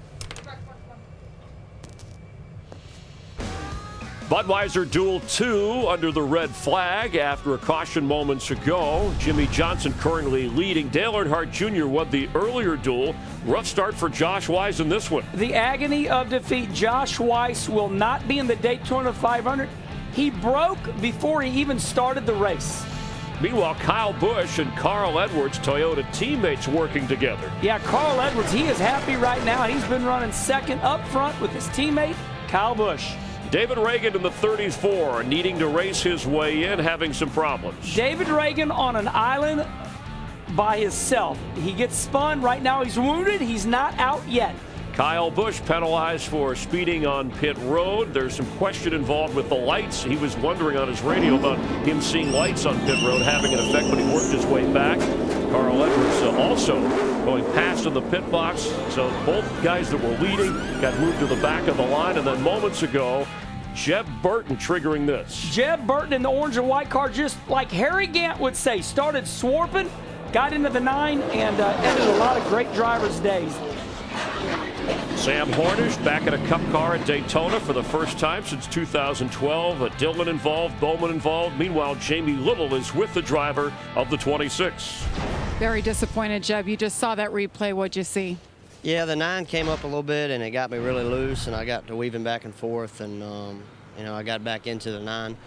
These cars are so on the edge, and it's very disappointing. So, that's all I can say. Hate that we got tore up, but we'll keep fighting. Technically, you still have a chance. Is there any chance they can get that car back out for you? I'm not sure. It's pretty tore up. That was our second car that we've tore up this week. They're gonna work hard and try to get it back out. So it's not over yet, I guess. Good to see you though, going for it. Jeb Burton, rookie. Day looks to be done, guys. And on the fringe of missing with Kenny Wallace, Chris Myers here trackside on the fringe of being on the outside looking in. We know of 3 drivers. You mentioned Josh Wise from earlier, Justin Marks, Ron Hornaday will not make it in the Daytona 500. We had 6 drivers, kind of long shots in Duel 1 that worked their way in. This looks like it's going the other way. Yeah, my heart is broke, Chris, for Jeb Burton. But this is a young man, and you're not learning sports psychology yet. For Jeb Burton, his world is crushed. It's all over. And we've all been in this position before, so a broken heart. But this is what the Daytona 500 is all about. Involved in that wreck, Alex Bowman in the 7 car, and Chris Neville is with him. Chris? And Alex Bowman was quickest in the second practice yesterday. Alex, obviously disappointed right now. Any idea where this puts you for trying to make the 500? I have no idea. Just really thankful for Nico RC and Toy State and everybody at TBR for having faith in me and being part of Team Chevy. We've had the fastest car I've ever had here, and it's my own fault. We caught the 11 real quick there, and I tried to go to the outside of him, and the 19 was behind me. So obviously the 19 went with his teammate, and I was hung out, got shuffled to the back, and shouldn't have been there to begin with. So I take responsibility on that one. That's my fault. I shouldn't have been there, but hopefully we're still in a show. If not, we'll get them in Atlanta. That's 21-year-old Alex Bowman. Kenny, let's take a look at what he's talking about being in the back of the pack. In every driver's career, they say, I made a move I shouldn't have made. The 7's seen a hole on the outside, and check what happens, though. The orange car pushes Denny Hamlin. See, it was a good move at the moment, but it puts him in the back now. And look, it was not a mistake. It was a move that was going to go good, then turned out bad. And you got to be aggressive, and this is what put him in. You heard over the radio transmission, hey, I didn't even want to be back there. I put us in a bad spot. Yeah, but you know what? Alex Bowman did not make a bad move. He did not know that Carl Edwards was going to go ahead and push Denny Hamlin up there. At the time, it's a good move, and then a half a lap later, look, I'm not in the right lane. But this is total carnage, and we might add, Austin Dillon's car is destroyed. All right, let's check in again with Chris Neville. And Sam Hornish Jr. just getting released from the infield care center. You've had a chance to take a look at the replay there. What'd you see? It just looked like the 26 might have got either a little bit tight, had a bunch of steering wheel, and then the back end came around on him. We're just trying to run there through the middle. So cool tonight. There's so much grip out there that that led to a lot of 3-wide racing, and man, it's you know, I feel pretty bad about the way that was getting started with the Twisted Tea Ford Fusion. For everybody at Richard Petty Motorsports, they put a good car underneath us. We were, you know, trying to just keep the car clean and do what we could, and you know, got a little bit of a bump there. Thought that we were going to be okay with it, and then got hit a second time, which then turned the car into the wall. And it's unfortunate for us, and dig hard to see how everything plays out here, I guess. Tough night for Petty Motorsports. Chris. Thank you. And meanwhile, Mike Joy, Hendrick Motorsports, a chance to sweep the Budweiser Duel races for the first time, with Junior winning earlier, and at the moment, Jimmy Johnson, your leader. Jimmy has done a great job tonight of staying out front for 14 laps. Kyle Busch has led 22 circuits. We listened in on Jimmy Johnson's team. But it's nice and warm inside that car, isn't it? Yeah, it's not bad. It's cold out here. You got no idea. Man, I sympathize for you right now, Earl. Now he's talking about Earl Barbin, his spotter, who is up atop the roof where the wind is really blowing, much more so than it is on pit road. Pit road is open. There are 6 takers from the back of the field. Brian Scott is in, David Gilliland, Michael Waltrip, Ryan Newman, David Reagan, and Reed Sorensen, all coming pit side with 22 laps to go. You know, you got a pretty good race car when you're talking about the weather. True. And a lot of these drivers that came to pit road, that's drivers that's trying to race their way in, like Reed Sorensen, like David Reagan. Of course, David Reagan, they're still trying to take advantage. They're back on the lead lap with the free pass, trying to get more repairs made on his 34 car. Now, the 4 drivers knocked out of this race in that crash are not knocked out of the Daytona 500, not yet. It's a wait and see. It's like Michael's got some damage or something.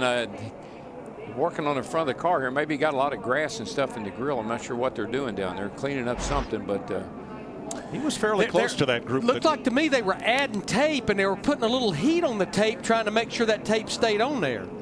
Working on the front of it, doing something there. He started to leave, and then they called him back, and he did a little work on the front. But you know what I like about David Reagan? You know what? He didn't lose hope.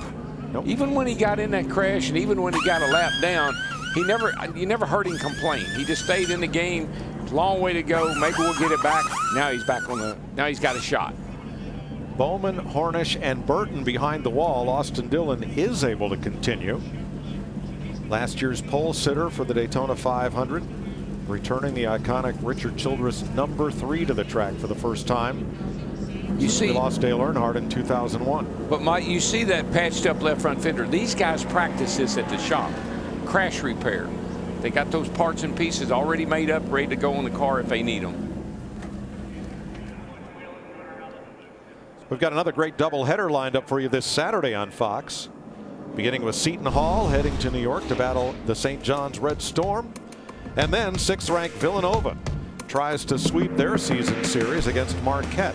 Coverage begins Saturday, 11:30 a.m. Eastern on Fox, and streaming live on Fox Sports Go, which is now available for DirecTV customers. Speaking of college basketball, you didn't happen to watch that Duke-Carolina game last night, did you? Oh, my gosh. What a ball game. Went into overtime. Duke pulled it out, won by a couple of points. And by the way, my Kentucky Wildcats are still undefeated. Well, we talked about the spotters on the roof. How about a nice shout out for our NASCAR on Fox cameramen? The wind chill here, 32 very humid and chilly degrees. Certainly not what you're facing up in the north, but you're not standing on a scaffold swinging one of those big cameras and long lenses around trying to send these pictures back to the folks at home. Attaboy, fellas. Great job. Tonight's aerial coverage provided by Goodyear. Everything they learn making tires for the grueling demands of NASCAR inspires what rolls into yours. Goodyear, official tire of NASCAR. They held Austin Dillon in the 3 car and made him stop on the backstretch because he was using excessive speed trying to beat the pace car, so they have stopped him and held him over there till the field goes by. Quick shout out to Chuck Mills, who for many, many years on the NASCAR circuit operated camera #1 for the network telecast. He had hoped to join us here in Daytona Beach on a vacation, but is a bit under the weather. watching from home in Indianapolis. I want to wish him a speedy recovery.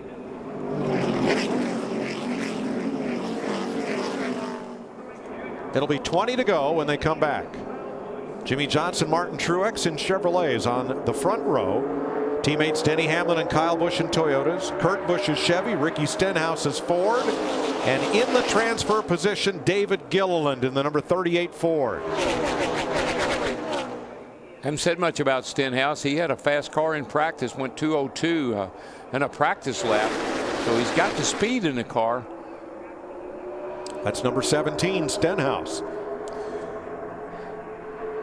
Kyle Busch was all over the back of Jimmy Johnson in that 48. Ricky Stenhouse Jr. left a hole, and Denny Hamlin in that 11 fell right in behind Kyle Busch's teammate. Let's see what the 78 Truex just did. He just side drafted off the car on the outside. Yeah. Dropped down to the bottom, got a little help from behind from Kurt Busch, and moved right up even with the second place car. 48 car is pretty strong, boys. He's doing a pretty good job of picking the lane.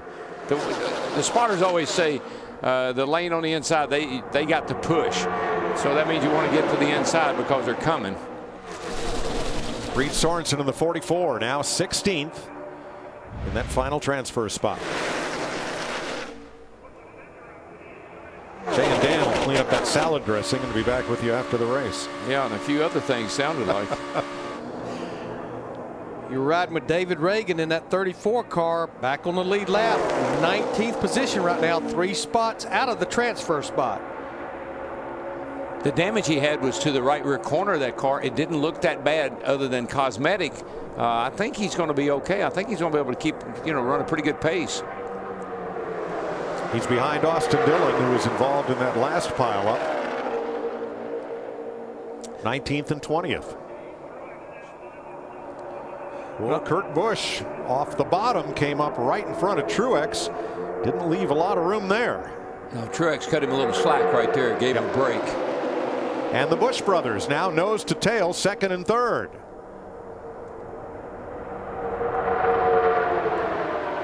In a press conference earlier this week, Kyle Busch was on camera when someone gave out his older brother's name. I guess that happens. They get confused a bit, and Kyle gave the big eye roll. Yeah, that's happened to him several times.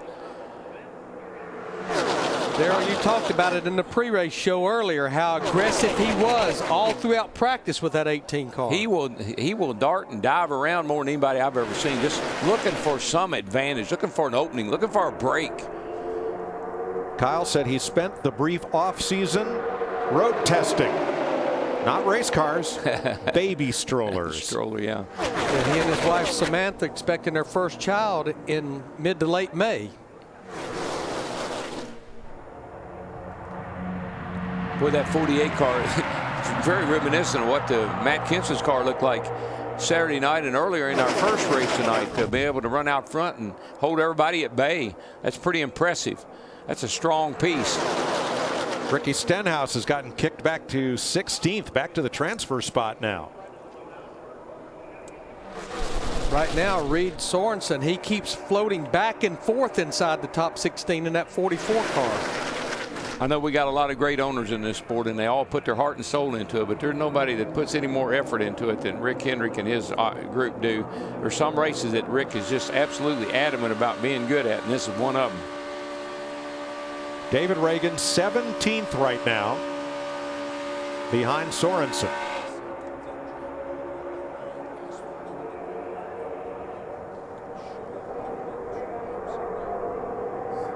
Well, they've called Kurt Busch for dropping below the double yellow line. That is the no passing zone at Daytona and Talladega. You're not allowed to drop below that line to improve your position. And there you see the drop, and indeed he passes the 78 of Martin Truex and the 11 of Denny Hamlin. So Kurt Busch is going to get a drive-through penalty. Yeah, we've seen guys get down on that line like that, but they didn't advance their position. They either gave it up or stayed right where they were, or maybe they were even forced down a little bit. But that was a clean pass dropping below the yellow line.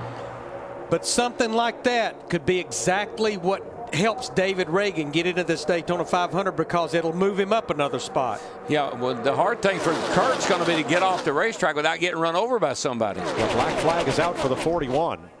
Now, he does have the champion's provisional if needed. Team 41. That's four. I only went left side's on top of it. I didn't go below it. But that's four. Pretty calm about it. See him get his hand and see him waving his hand. He's letting everybody know I'm coming in this time. And his brother's backing off of him. It's enough to give him some room to get down on the pit road without running into the back of him. Stop 3/4 of the car off you here. He's got to get to the apron and does. Yeah. Out of the way. Well, Kyle was really smart. Kurt was waving his hand, and Kyle knew he was coming to pit road, so he gave him a little extra room there, and that paid off. And that will indeed move David Reagan in the 34 up into the 16th spot.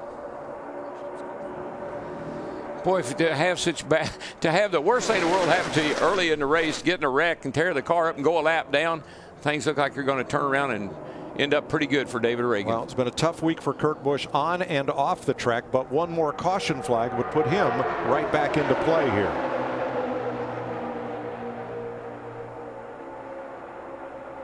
Kyle Busch, Carl Edwards side by side for fourth, right behind their teammate Denny Hamlin.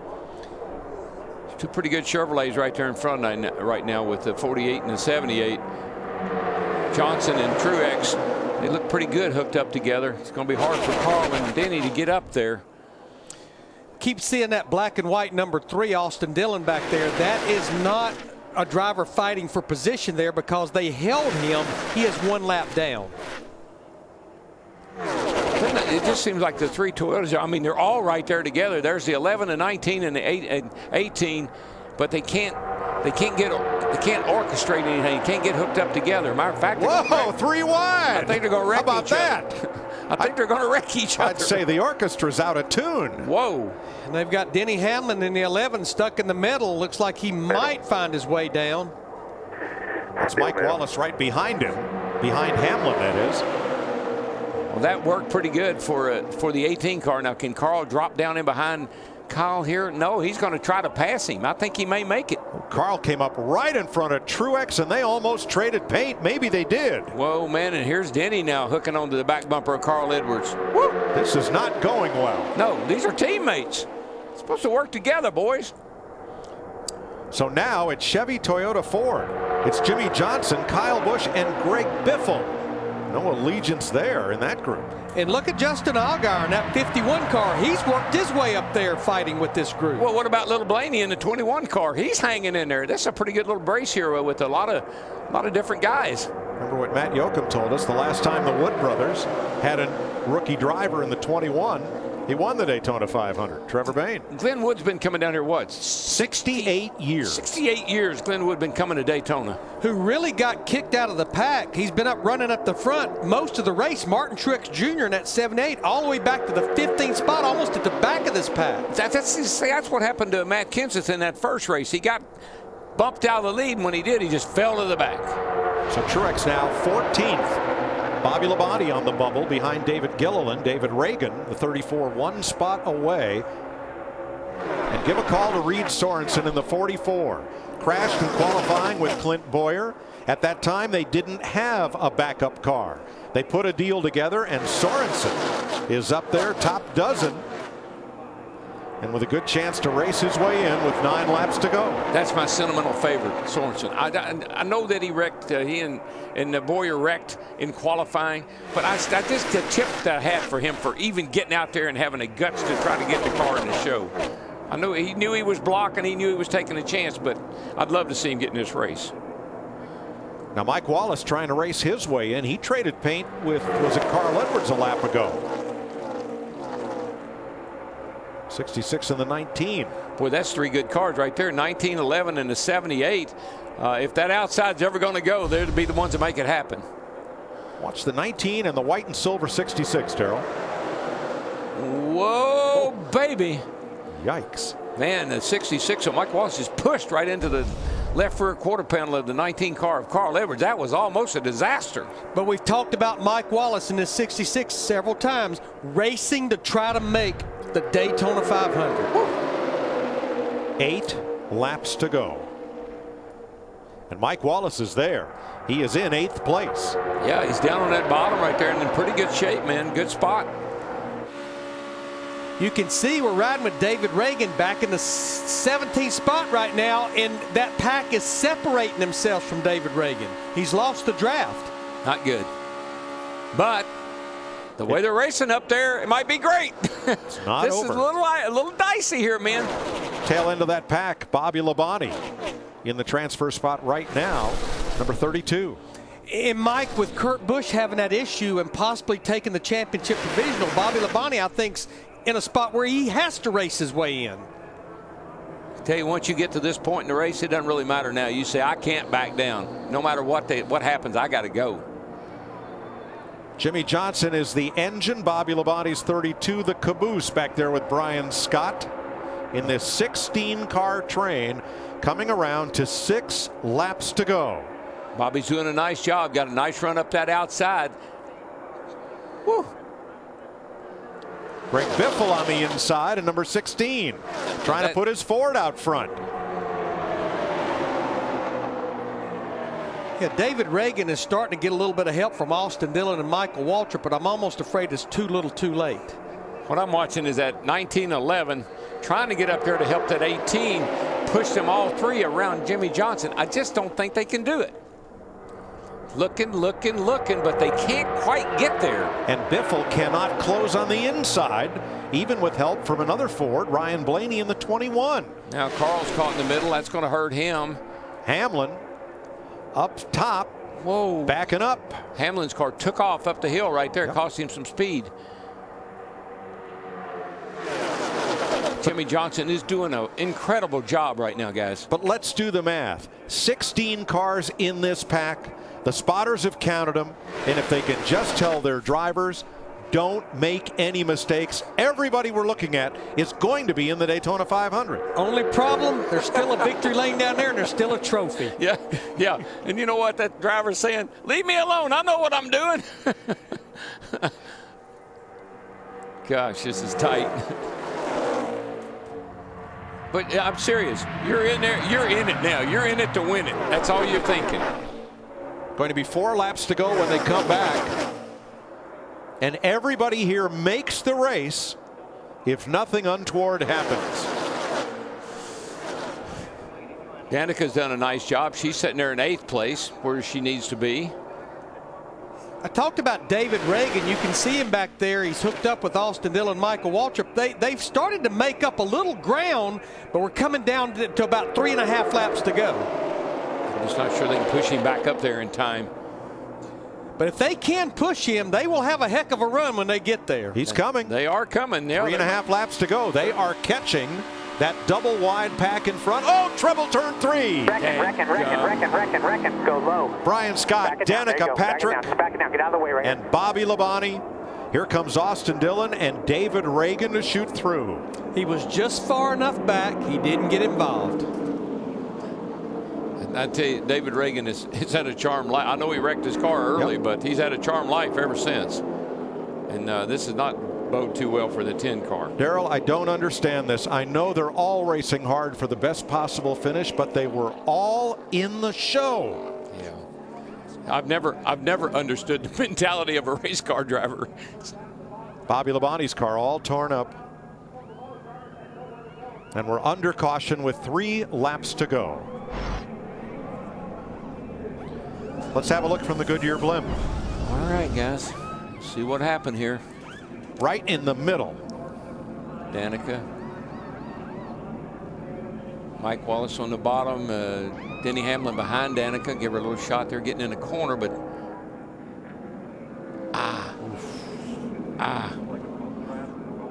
it sort of, it's just in that spot. It's what Kevin Harvick was so upset with Joey Logano about. You can bump me some places, but there are some places you can't do that. It worked as long as they were going in a straight line. As long as you're going straight, yeah, but I'm just. All right, watch the 11, Hamlin.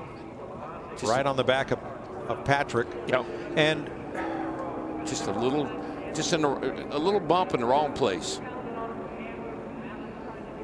Bobby Labonte, absolutely, just nowhere to go. Boy, Ryan Newman in the 31 just barely gets through there. But Darrell, if Hamlin slams on the brakes, Reed Sorensen in the 44 is going to run right over top of him. Yeah, I mean, you know, it's just a product of this kind of racing. We all understand that. That's why normally these guys aren't that upset with each other. Well, that's just part of it. Boy, Ryan Newman down to the apron and back up. Wow. Amazing job. Let's watch it unfold in real time.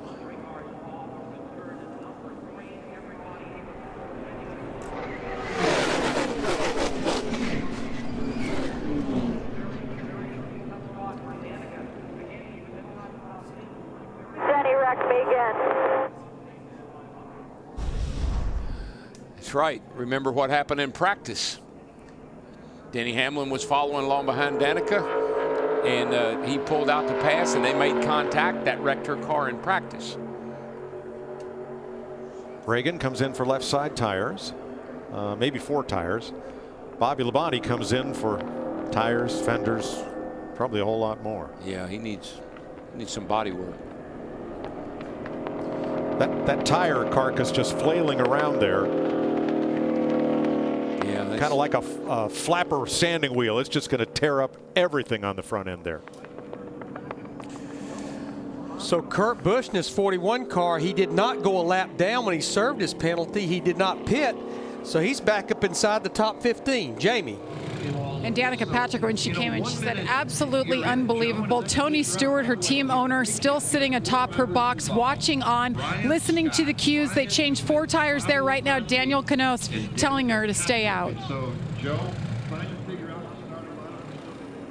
Well, you see that fender sticking out there like a big parachute for now. Let's look at the car here. How much damage do we have on the car to come in and get that, maybe get that quarter panel trimmed off there or pushed in?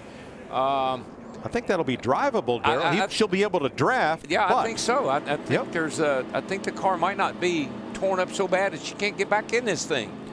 So it's deja vu for Danica Patrick from what happened in yesterday's practice session between she and Denny Hamlin. Here is what happened yesterday. On the outside. Yeah, right there. The 11 car just goes to the goes around Danica, but makes contact with her and sends her into the wall. And of course, in the aftermath, Hamlin said he went for the middle into an open hole, and then things closed up. Here's what happens tonight between the same 2 cars. Just a touch, but it's in a spot where you just can't get away with that. And she spins into the nose of Brian Scott's car and then up and into Bobby Labonte. A lot of damage on those 2 cars, but it looks like Patrick will be able to continue. And the ironic thing, so many drivers fighting for that 16th spot, they all have damage, like Danica Patrick, like Ryan Newman, like Brian Scott. All of them have been on pit road a multitude of times trying to make repairs. I'm shocked that this car is not, Danica's car is not torn up any worse than it is. I think they make some repairs to that quarter panel back there, left rear. The nose looks pretty good. The tires all look like they're heading the right direction. She might still be in it. The best thing for her, Darrell, was all that contact was while she and other cars were spinning. Exactly. There was no one big impact to damage her car. The cars that got the most damage from this and the other crashes tonight were the ones that slid down to the soft dirt in the infield from the rains earlier this week. Exactly. The NASCAR Xfinity Series now on Fox Sports 1. Coverage kicks off with our pre-race crew. Larry McReynolds, Danielle Trotta, and Kenny Wallace. Then green flag action with Michael Waltrip, Adam Alexander, and Sprint Cup champion Kevin Harvick. Calling the race here in Daytona. Tomorrow, Saturday, 3 p.m. Eastern Time, 12 p.m. Pacific, only on Fox Sports 1. Well, inevitable, we were going to have a green-white checkered in one of these Budweiser Duel races, and I think we're going to get it. Yeah, I think you're right. And I will say this, the first attempt. NASCAR rules trying to end the car race under green, up to 3 attempts at a green-white checker finish. Greg Biffle, 3rd place. I told Earl we were just trying to get to the end here, you know. I'm sure that 48 won't do anything crazy because he's locked in already. Yeah, I got you. Now, when he says, I told Earl, that was Greg Biffle's spotter talking to Jimmy Johnson's spotter up on the roof. Yeah, they've been trying to work the bugs out of that 16 car all weekend. I think they may have something going here tonight. Yeah, Greg Biffle's spotter is Joel Edmonds. Maybe by Sunday that joke will get a laugh. What do you think? You don't even turn around and look at me now. Got to get you some new material. Well, something's been bugging them all week. I don't know what it is. All right. 18 cars on the lead lap. Austin Dillon will get his lap back. He's the free pass car. That'll make 19. Bobby Labonte's car has been stopped on pit road for some time trying to get back in. Ryan Newman comes to pit lane. He may have had a little damage with his quick trip down to the track apron, trying to avoid that melee in turn number 3. You see the rear valence looks like it's pulled out a bit from that contact. Now, this is Danica's backup car. It's a car that Kurt Busch previously finished in 3rd place in here at Daytona, rewrapped with the imaging for Danica's sponsors, and now she's trying to get it to the finish and get it into the 500. Officially right now, she is 18th.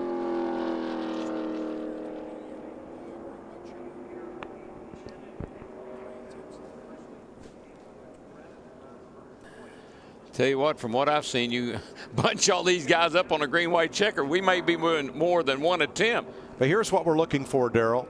Once the leader takes the white flag, the next flag, the checker or the yellow, freezes the field, ends the race. Yes.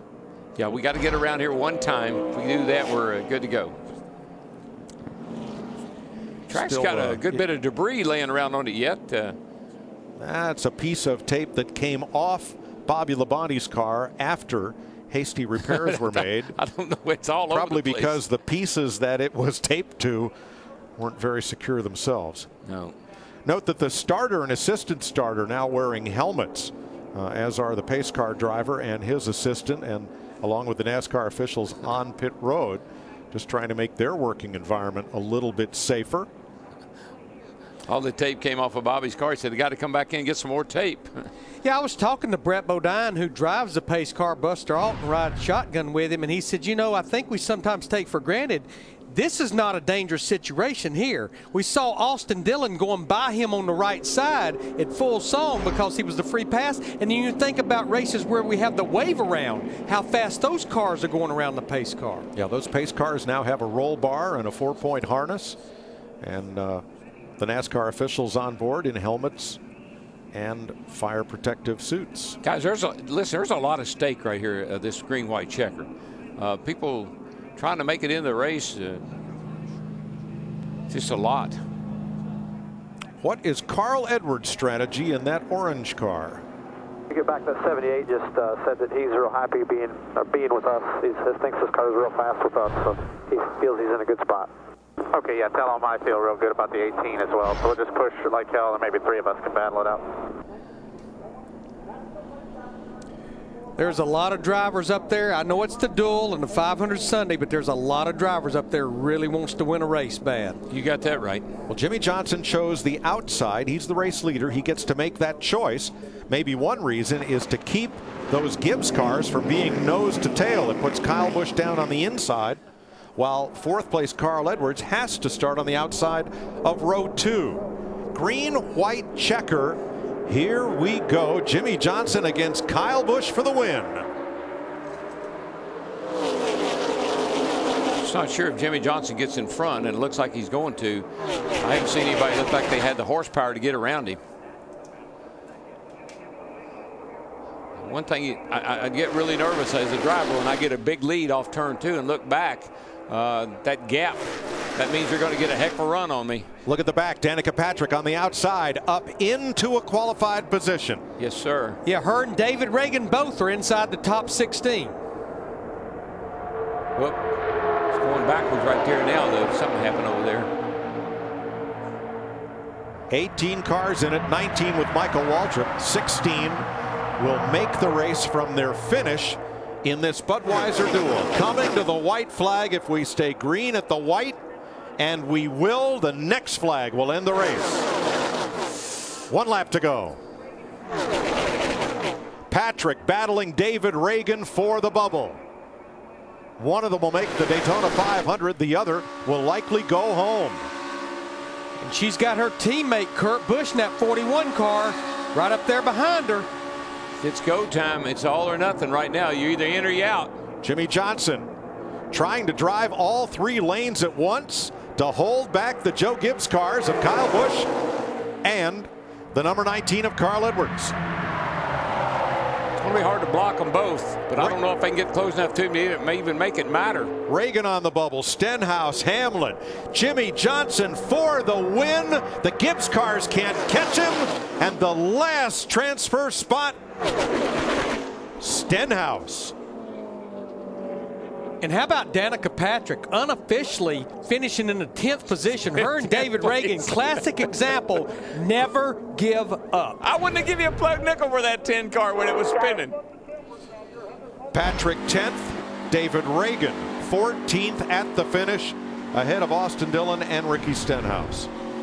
I tell you what, that Danica, David Reagan, I mean, that's 2 great finishes right there. And look at the David Gilliland, 13th. Yes, he sir. will be in the Daytona 500.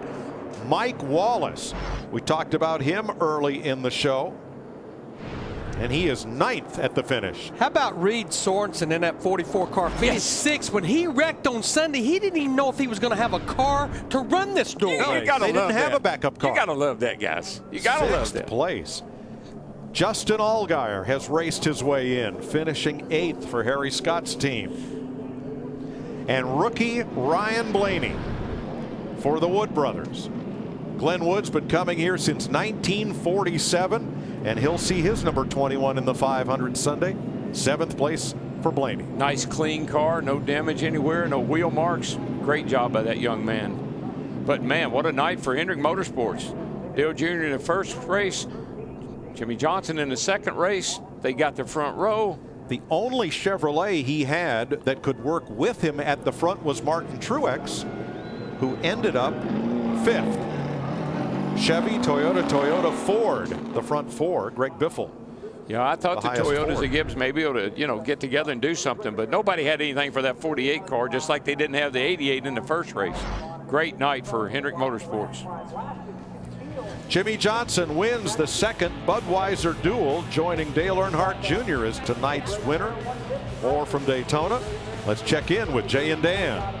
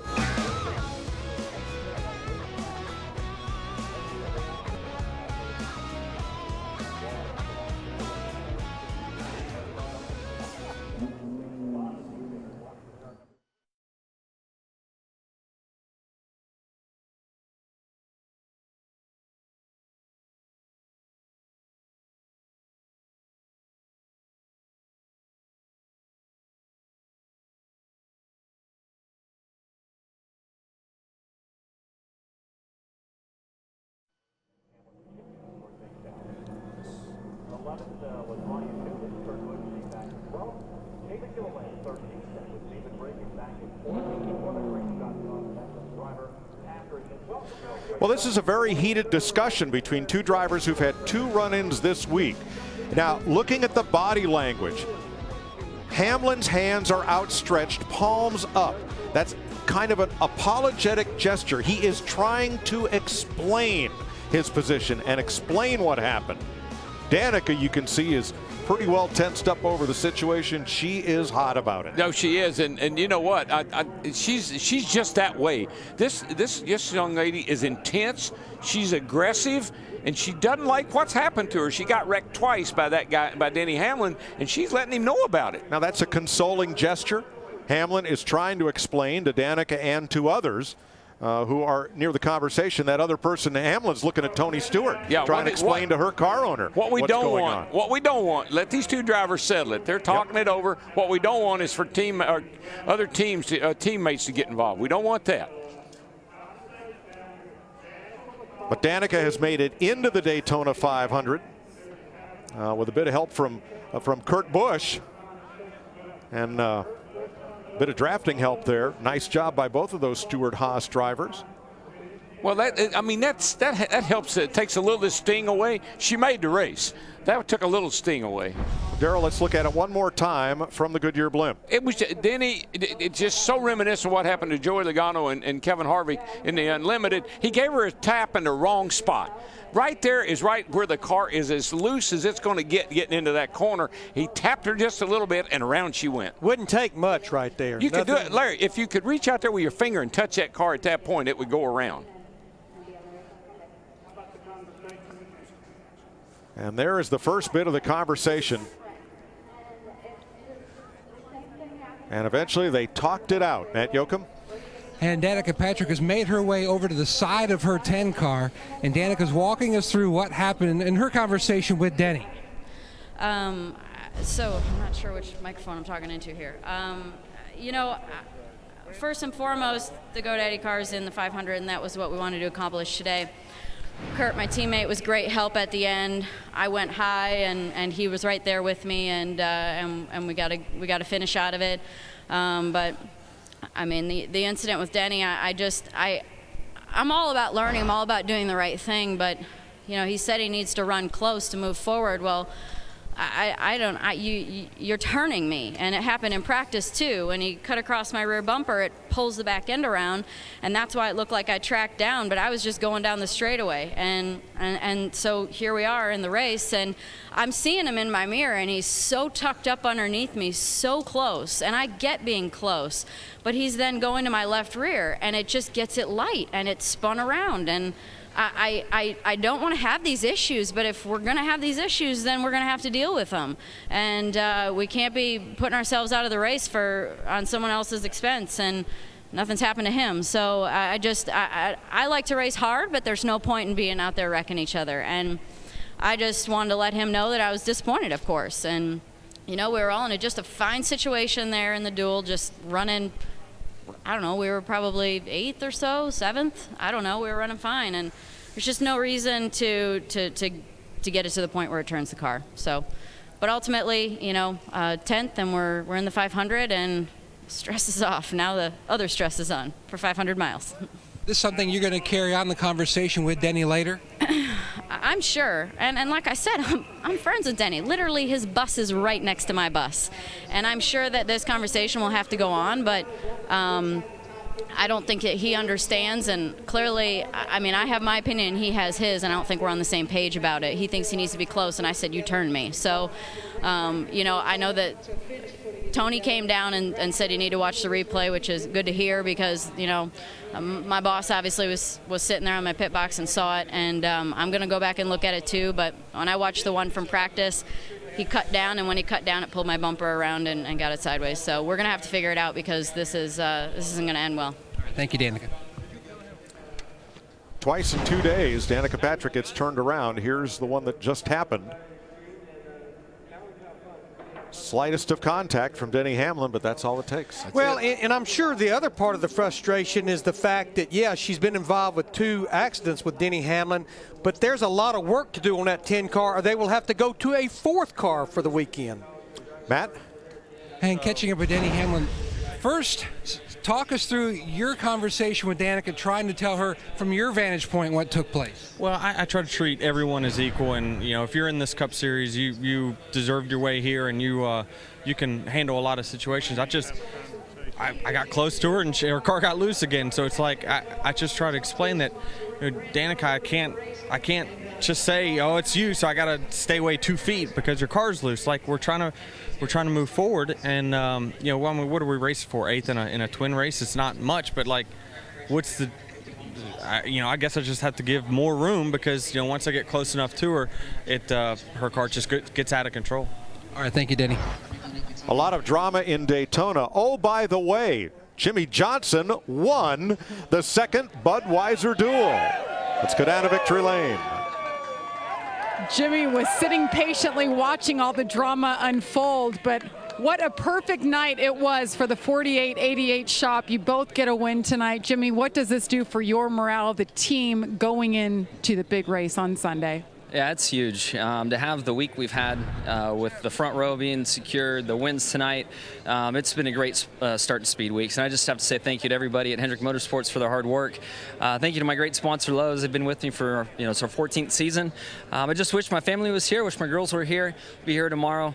But just a fun day. What a race car. This thing is bad fast. Looking forward to Sunday's race. Look out for the 48 starting on the front row. Once again, that's Jimmy Johnson. Let's go over to Chris. Jamie, it was only a 60-lap sprint, but really a lot of highs and lows for David Reagan. David, you made the Daytona 500 with a car that you wrecked early in this one.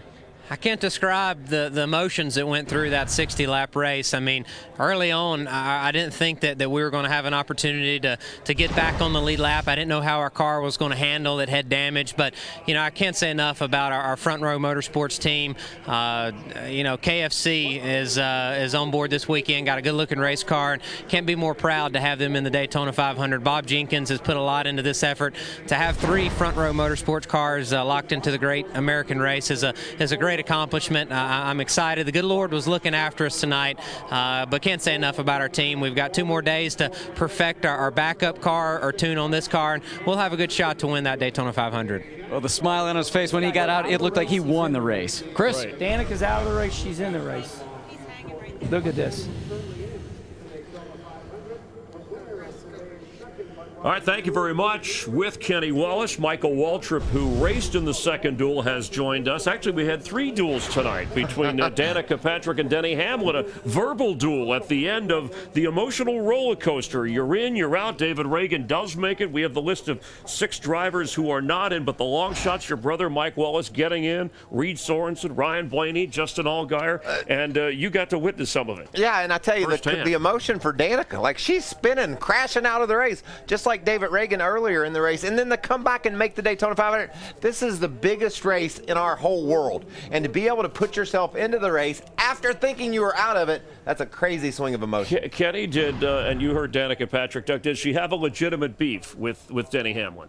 Listen, I love everybody. I'm a lover. But the bottom line here, Denny Hamlin has spun Danica Patrick out 2-3 days in a row here. I mean, in practice. Now, he didn't mean to do it. I'm not picking on Denny Hamlin. We all love Denny. But he spun it out 2 days in a row. They're parked next to each other. Like she said, maybe we need Rick Hendrick come over and give him cookies and milk. Well, the reality, it's like Hyman Roth and The Godfather 2. It's the business we've chosen, right? That's part of the job, and I think Danica understands that. She just wants to get into the 500, and thankfully she was able to with help from her teammate Kurt Busch. Well, you just have to know how challenging this is. It's really tough to run inches apart at 200 miles an hour. If you make a mistake and get into another car, chances are you're going to spin them around, and that's what happened to Danica, and I know she wasn't happy about it. It was really cool to watch the recovery by her and her team, though. All right, but the Budweiser Duel in the past, this is why you were in there. This is what they were racing for, to start in the 57th running of the Daytona 500. We knew coming in the front row was Jeff Gordon and Jimmy Johnson. In fact, Hendrick Motorsports and Joe Gibbs Racing, they led all but 4 laps in tonight's duel races. This is how the order sets up. And you've got to think the winner of the Daytona 500 might come from that page right there. A bunch of strong cars. Prove tonight how hard you have to race. These guys were all over the front at the front of the pack, moving left and right, blocking. Woo, it's a good race. And would you look at row 6, Reed Sorensen, him and Clint Boyer, they were all the drama, wrecking out and qualifying. Reed Sorensen is a hero right now. That is a car they built during the week in Charlotte, North Carolina. Your brother Mike Wallace is in now. His 11th Daytona 500. I know you raced in 10, so he moves it. Cole Witt was one of those guys. We saw that in the first duel that his dream is realized. He had to race his way in, and he did with Michael McDowell. Michael McDowell was a great story. Getting tires late in the going, he was able to race up inside the top 16. Matt Kenseth in a really fast car, he couldn't do that with tires as well. So what a job by McDowell. And the brother combo, Ty Dillon, racing his way in. Austin Dillon in the 3 car. We will watch for him closely. There's Michael Waltrip, a 2-time Daytona 500 champ. Matt Kenseth, also a 2-time Daytona 500 champ. I'm starting in the back, and I'm not happy about that, but look at that company I'm keeping. Matt Kenseth, Denny Hamlin, Brad Keselowski. All those guys will have a shot to win the Daytona 500, and I'm going to be right there with them. And Trevor Bayne, Sam Hornish Jr., Bobby Labonte, rounding out the starting grid for Sunday's race, which you'll see on Fox. And these are the guys that we talked about that were left out. You saw Jeb Burton caught up in a wreck in the back of the pack. Josh Wise had trouble getting things started. But good news for your brother, Mike Wallace, brother of Kenny and Rusty, of course, and our Chris Neville is standing by with Mike. Yeah, Mike Wallace had to race hard all night, and Mike, you did. You were up in the top 10 for the most of the night, so you got to be proud of your team. I am so thrilled with Premium Motorsports. I mean, this is a very small team. Nobody realized how small it is, and then to be able to run as well as we did. And I want to thank Ryan Newman for early in the race, and Justin Allgaier, and my old buddy Carl Edwards. He was going to help me, and I about wrecked him off of turn 4. So, Carl, sorry about that, but. You know, you guys just have no idea what this means to myself and a team of our size to get in the Daytona 500, the greatest motorsports in the world, and a little crazy vapor sponsor. A little company's got 2 stores down in Augusta, Georgia, and they're in the 500. And my son Matt and Rusty's son Steven won last night over at New Smyrna. So we got a lot of good things going on for the Wallace family here in Daytona. And he'll be starting in the top 20 on Sunday. Chris. All right, thanks, Mike. Very proud of that. Good luck. The drama unfolding after Jimmy Johnson won the second duel was Danica Patrick, Denny Hamlin, and the conversation that took place afterwards.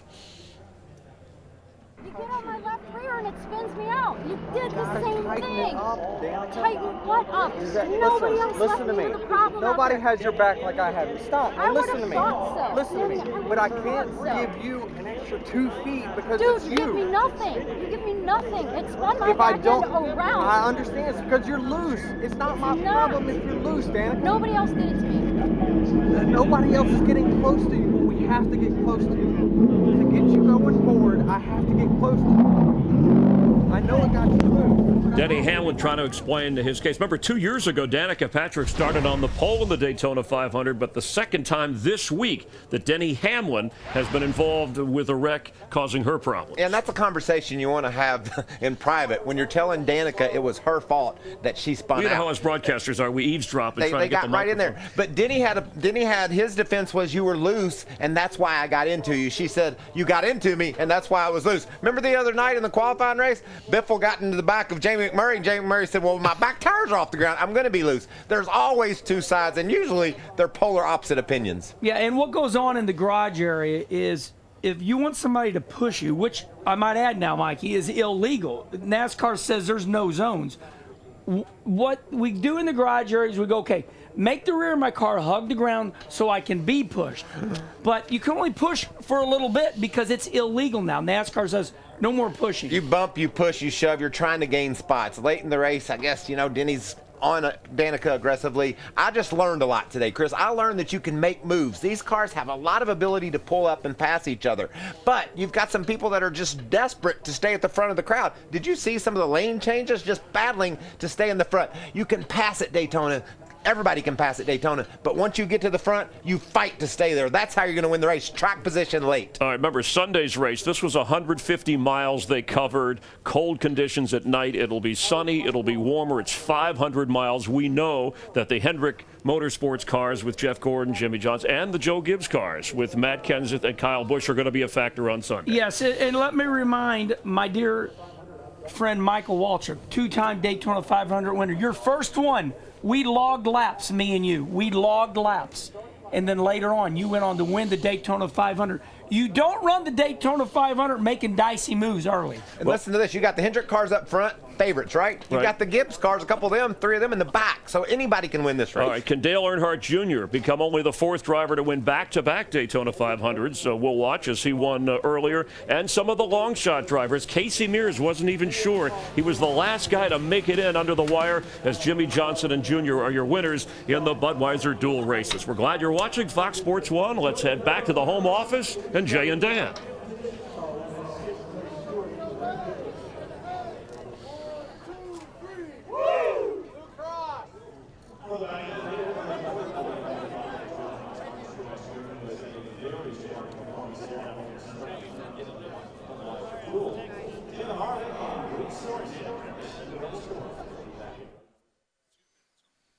Wow. Okay. When can we do that? Okay. Sure.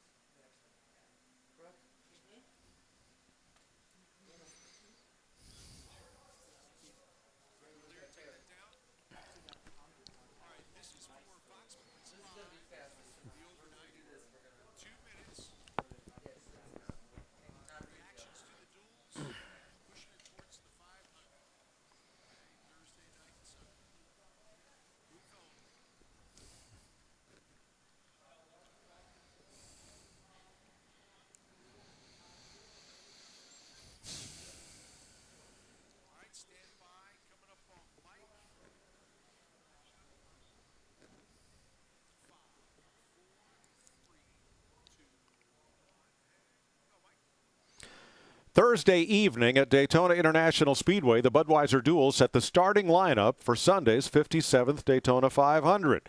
Rick Hendrick is a happy car owner. 2 of his 4 cars ended up in victory lane, Dale Earnhardt Jr.